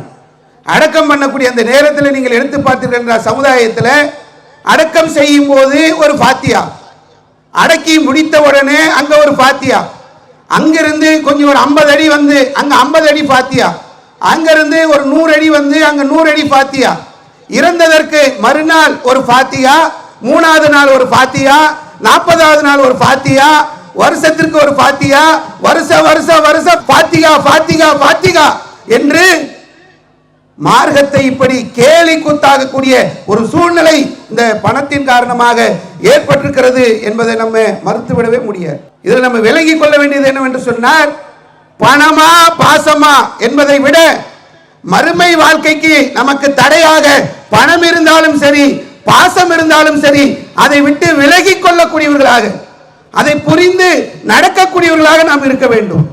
நீங்கள் மார்க்கத்தை எடுத்து பார்த்தீர்கள் என்று சொன்னால், ஒவ்வொரு விஷயத்திலும் இன்று வரக்கூடிய எல்லா காரியங்களும் பாசத்தின் அடிப்படையில். எந்த தப்பு செஞ்சாலும் நம்ம போய் கேட்டோம்னா எங்கள் முன்னோர்கள் செய்தது எல்லாமே பாசத்து மேலே போட்டுருவாங்க. எங்கள் வாப்பா செய்தது, எங்கள் அம்மா செய்தது, எங்கள் அத்தா செஞ்சது, எங்களுடைய முன்னோர்கள் சொன்னது என்று அவங்களை துணைக்கு அழைத்து பாசத்தின் காரணமாக வழிகட்டு போகக்கூடிய ஒரு நிலையை நாம் பார்க்கலாம். இணை வைப்புக்கு பாசத்தை காரணம் காட்டுறாங்க. இணை வைக்கிறதுக்கு அவுலியாக்கள் மீது உள்ள பாசம் இன்று இணை வைப்பிற்கு அழைத்து செல்கிறது. மௌலூது ஓதுகிறார்களே, இதுக்கு என்ன காரணம்? வருமானத்துக்கு செய்யறாங்க, அதை நம்ம மறுக்கல. வருமானமும் இருக்கிறது. அல்லாஹ்வின் தூதர் மீது இருக்கக்கூடிய பாசம் இதற்கு ஒரு காரணமாக. ஒரு ஆலிம்சா மௌலூது ஓதுகிறார் என்று சொன்னால் அந்த ஊரிலே உள்ள 100 பேர் அல்லாஹ்வுடைய தூதர் மீது உள்ள பாசத்தின் காரணமாக இன்று வழிகட்டு நிற்கக்கூடிய ஒரு சூழ்நிலை பார்க்கிறோம். நிறைய பட்டியல் போட்டாங்க. இதையெல்லாம் கருத்தில் கொண்டு நாம் விளங்கிக் கொள்ள வேண்டியது என்னவென்று சொன்னால், அல்லாஹ் ரப்பல் ஆலமீன் திருமறை குர்ஆனிலே சொல்கின்றான், ஃபைதா ஜாஅத்தி சாக்கா, சூர் ஊதப்படக்கூடிய அந்த நாளிலே யௌம யஃபிருல் மர்உ மின் அஹி, அந்த நாள் எப்படிப்பட்டது என்பதை திருமறை குர்ஆன் நமக்கு பல இடங்களிலே சொல்லித் தருகிறது. அந்த நாள் எப்படி இருக்கும் என்று சொன்னால், உங்களுடைய சகோதரர்கள், உங்களுடைய பாசத்திற்குரிய, நேசத்திற்குரிய, அன்பிற்குரியவர்கள் உங்களை விட்டு வெறுண்டோடுவார்கள். வ உம்மிஹி வ அபி, உங்க அம்மா ஓடுவாங்க, அம்மா போயிடுவாங்களாம், வாப்பா போயிடுவாரு, அத்தா போயிடுவாரு, அப்பா இருக்க மாட்டாரு. வ சாகிபத்திஹி வ பனி, உங்கள் மனைவி, உங்களுடைய குழந்தைகள் உங்களை விட்டு வெறுண்டோடக்கூடிய ஒரு நாள் இருக்கிறது. அந்த நாள் எப்படிப்பட்ட நாள் என்பதை அல்லாஹ் ரப்பல் ஆலமீன் குர்ஆனிலே சொல்லும்போது, குடும்பத்தாரை அழகு வைப்பதற்கு ஒரு மனிதன் தயாராக இருப்பான். தன்னுடைய தாயை, தன்னுடைய தந்தையை, தன்னுடைய மனைவியை, தன்னுடைய பச்சிலம் பாசம் உள்ள குழந்தைகளை அழகு வைத்து இங்கிருந்து நான் மீண்டு விட முடியாதா? இந்த நரக வேதனையிலிருந்து, இந்த மறுமை நாளிலே ஏற்படக்கூடிய இந்த அதாபில் இருந்து நான் தப்பித்துக் கொள்ள முடியாதா என்று மனிதன் ஏங்குவான். உயிர் காக்கக்கூடிய தோழன் இங்க உலகத்துல தான், அங்க ஓடுவான். தம்பியுடையான் படைக்கஞ்சான், அது இந்த உலகத்துல. அங்க தம்பியும் கிடையாது, அண்ணனும் கிடையாது, பாசமும் கிடையாது, நேசமும் கிடையாது. ஏன் நப்ஸ் என்று ஒவ்வொரு மனிதனும் இருப்பார்கள் என்பதை அல்லாஹ் ரப்பல் ஆலமீன் குர்ஆனிலே நமக்கு சொல்லித் தருகின்றான். பல் துக்ஸிரூனல் ஹயாத்தத் துன்யா, இந்த உலக வாழ்க்கையை நீங்கள் தேர்ந்தெடுக்கிறீர்கள். வலல் ஆகிரத்து கைரும் வாபுகா, மறுமை என்பதுதான் நிலையானது, அதுதான் மேலானது என்பதை அல்லாஹ் ரப்பல் ஆலமீன் தன்னுடைய திருமறை குர்ஆனிலே சொல்கின்றான். உறவாக இருந்தாலும், பாசமாக இருந்தாலும், பணமாக இருந்தாலும் மறுமைதான் மேலானது என்ற அந்த நிலையைத்தான் எப்போதும் நாம் எடுக்க வேண்டும் என்பதை என்னுடைய தீர்ப்பாக சொல்லி இந்த பட்டிமன்றத்தை நிறைவு செய்கின்றேன். வாஹிரு தாவானா அல்ஹம்துலில்லாஹி ரப்பில் ஆலமீன். அஸ்ஸலாமு அலைக்கும் வரஹ்மத்துல்லாஹி வபரகாத்துஹு. இஸ்லாம் மற்றும் சமுதாய செய்திகளை அறிந்து கொள்ள தமிழ்நாடு தௌஹீத் ஜமாஅத் யூடியூப் பக்கத்தை உடனடியாக சப்ஸ்கிரைப் செய்து கொள்ளுங்கள். மேலும் பெல் பட்டனையும் கிளிக் செய்து கொள்ளுங்கள்.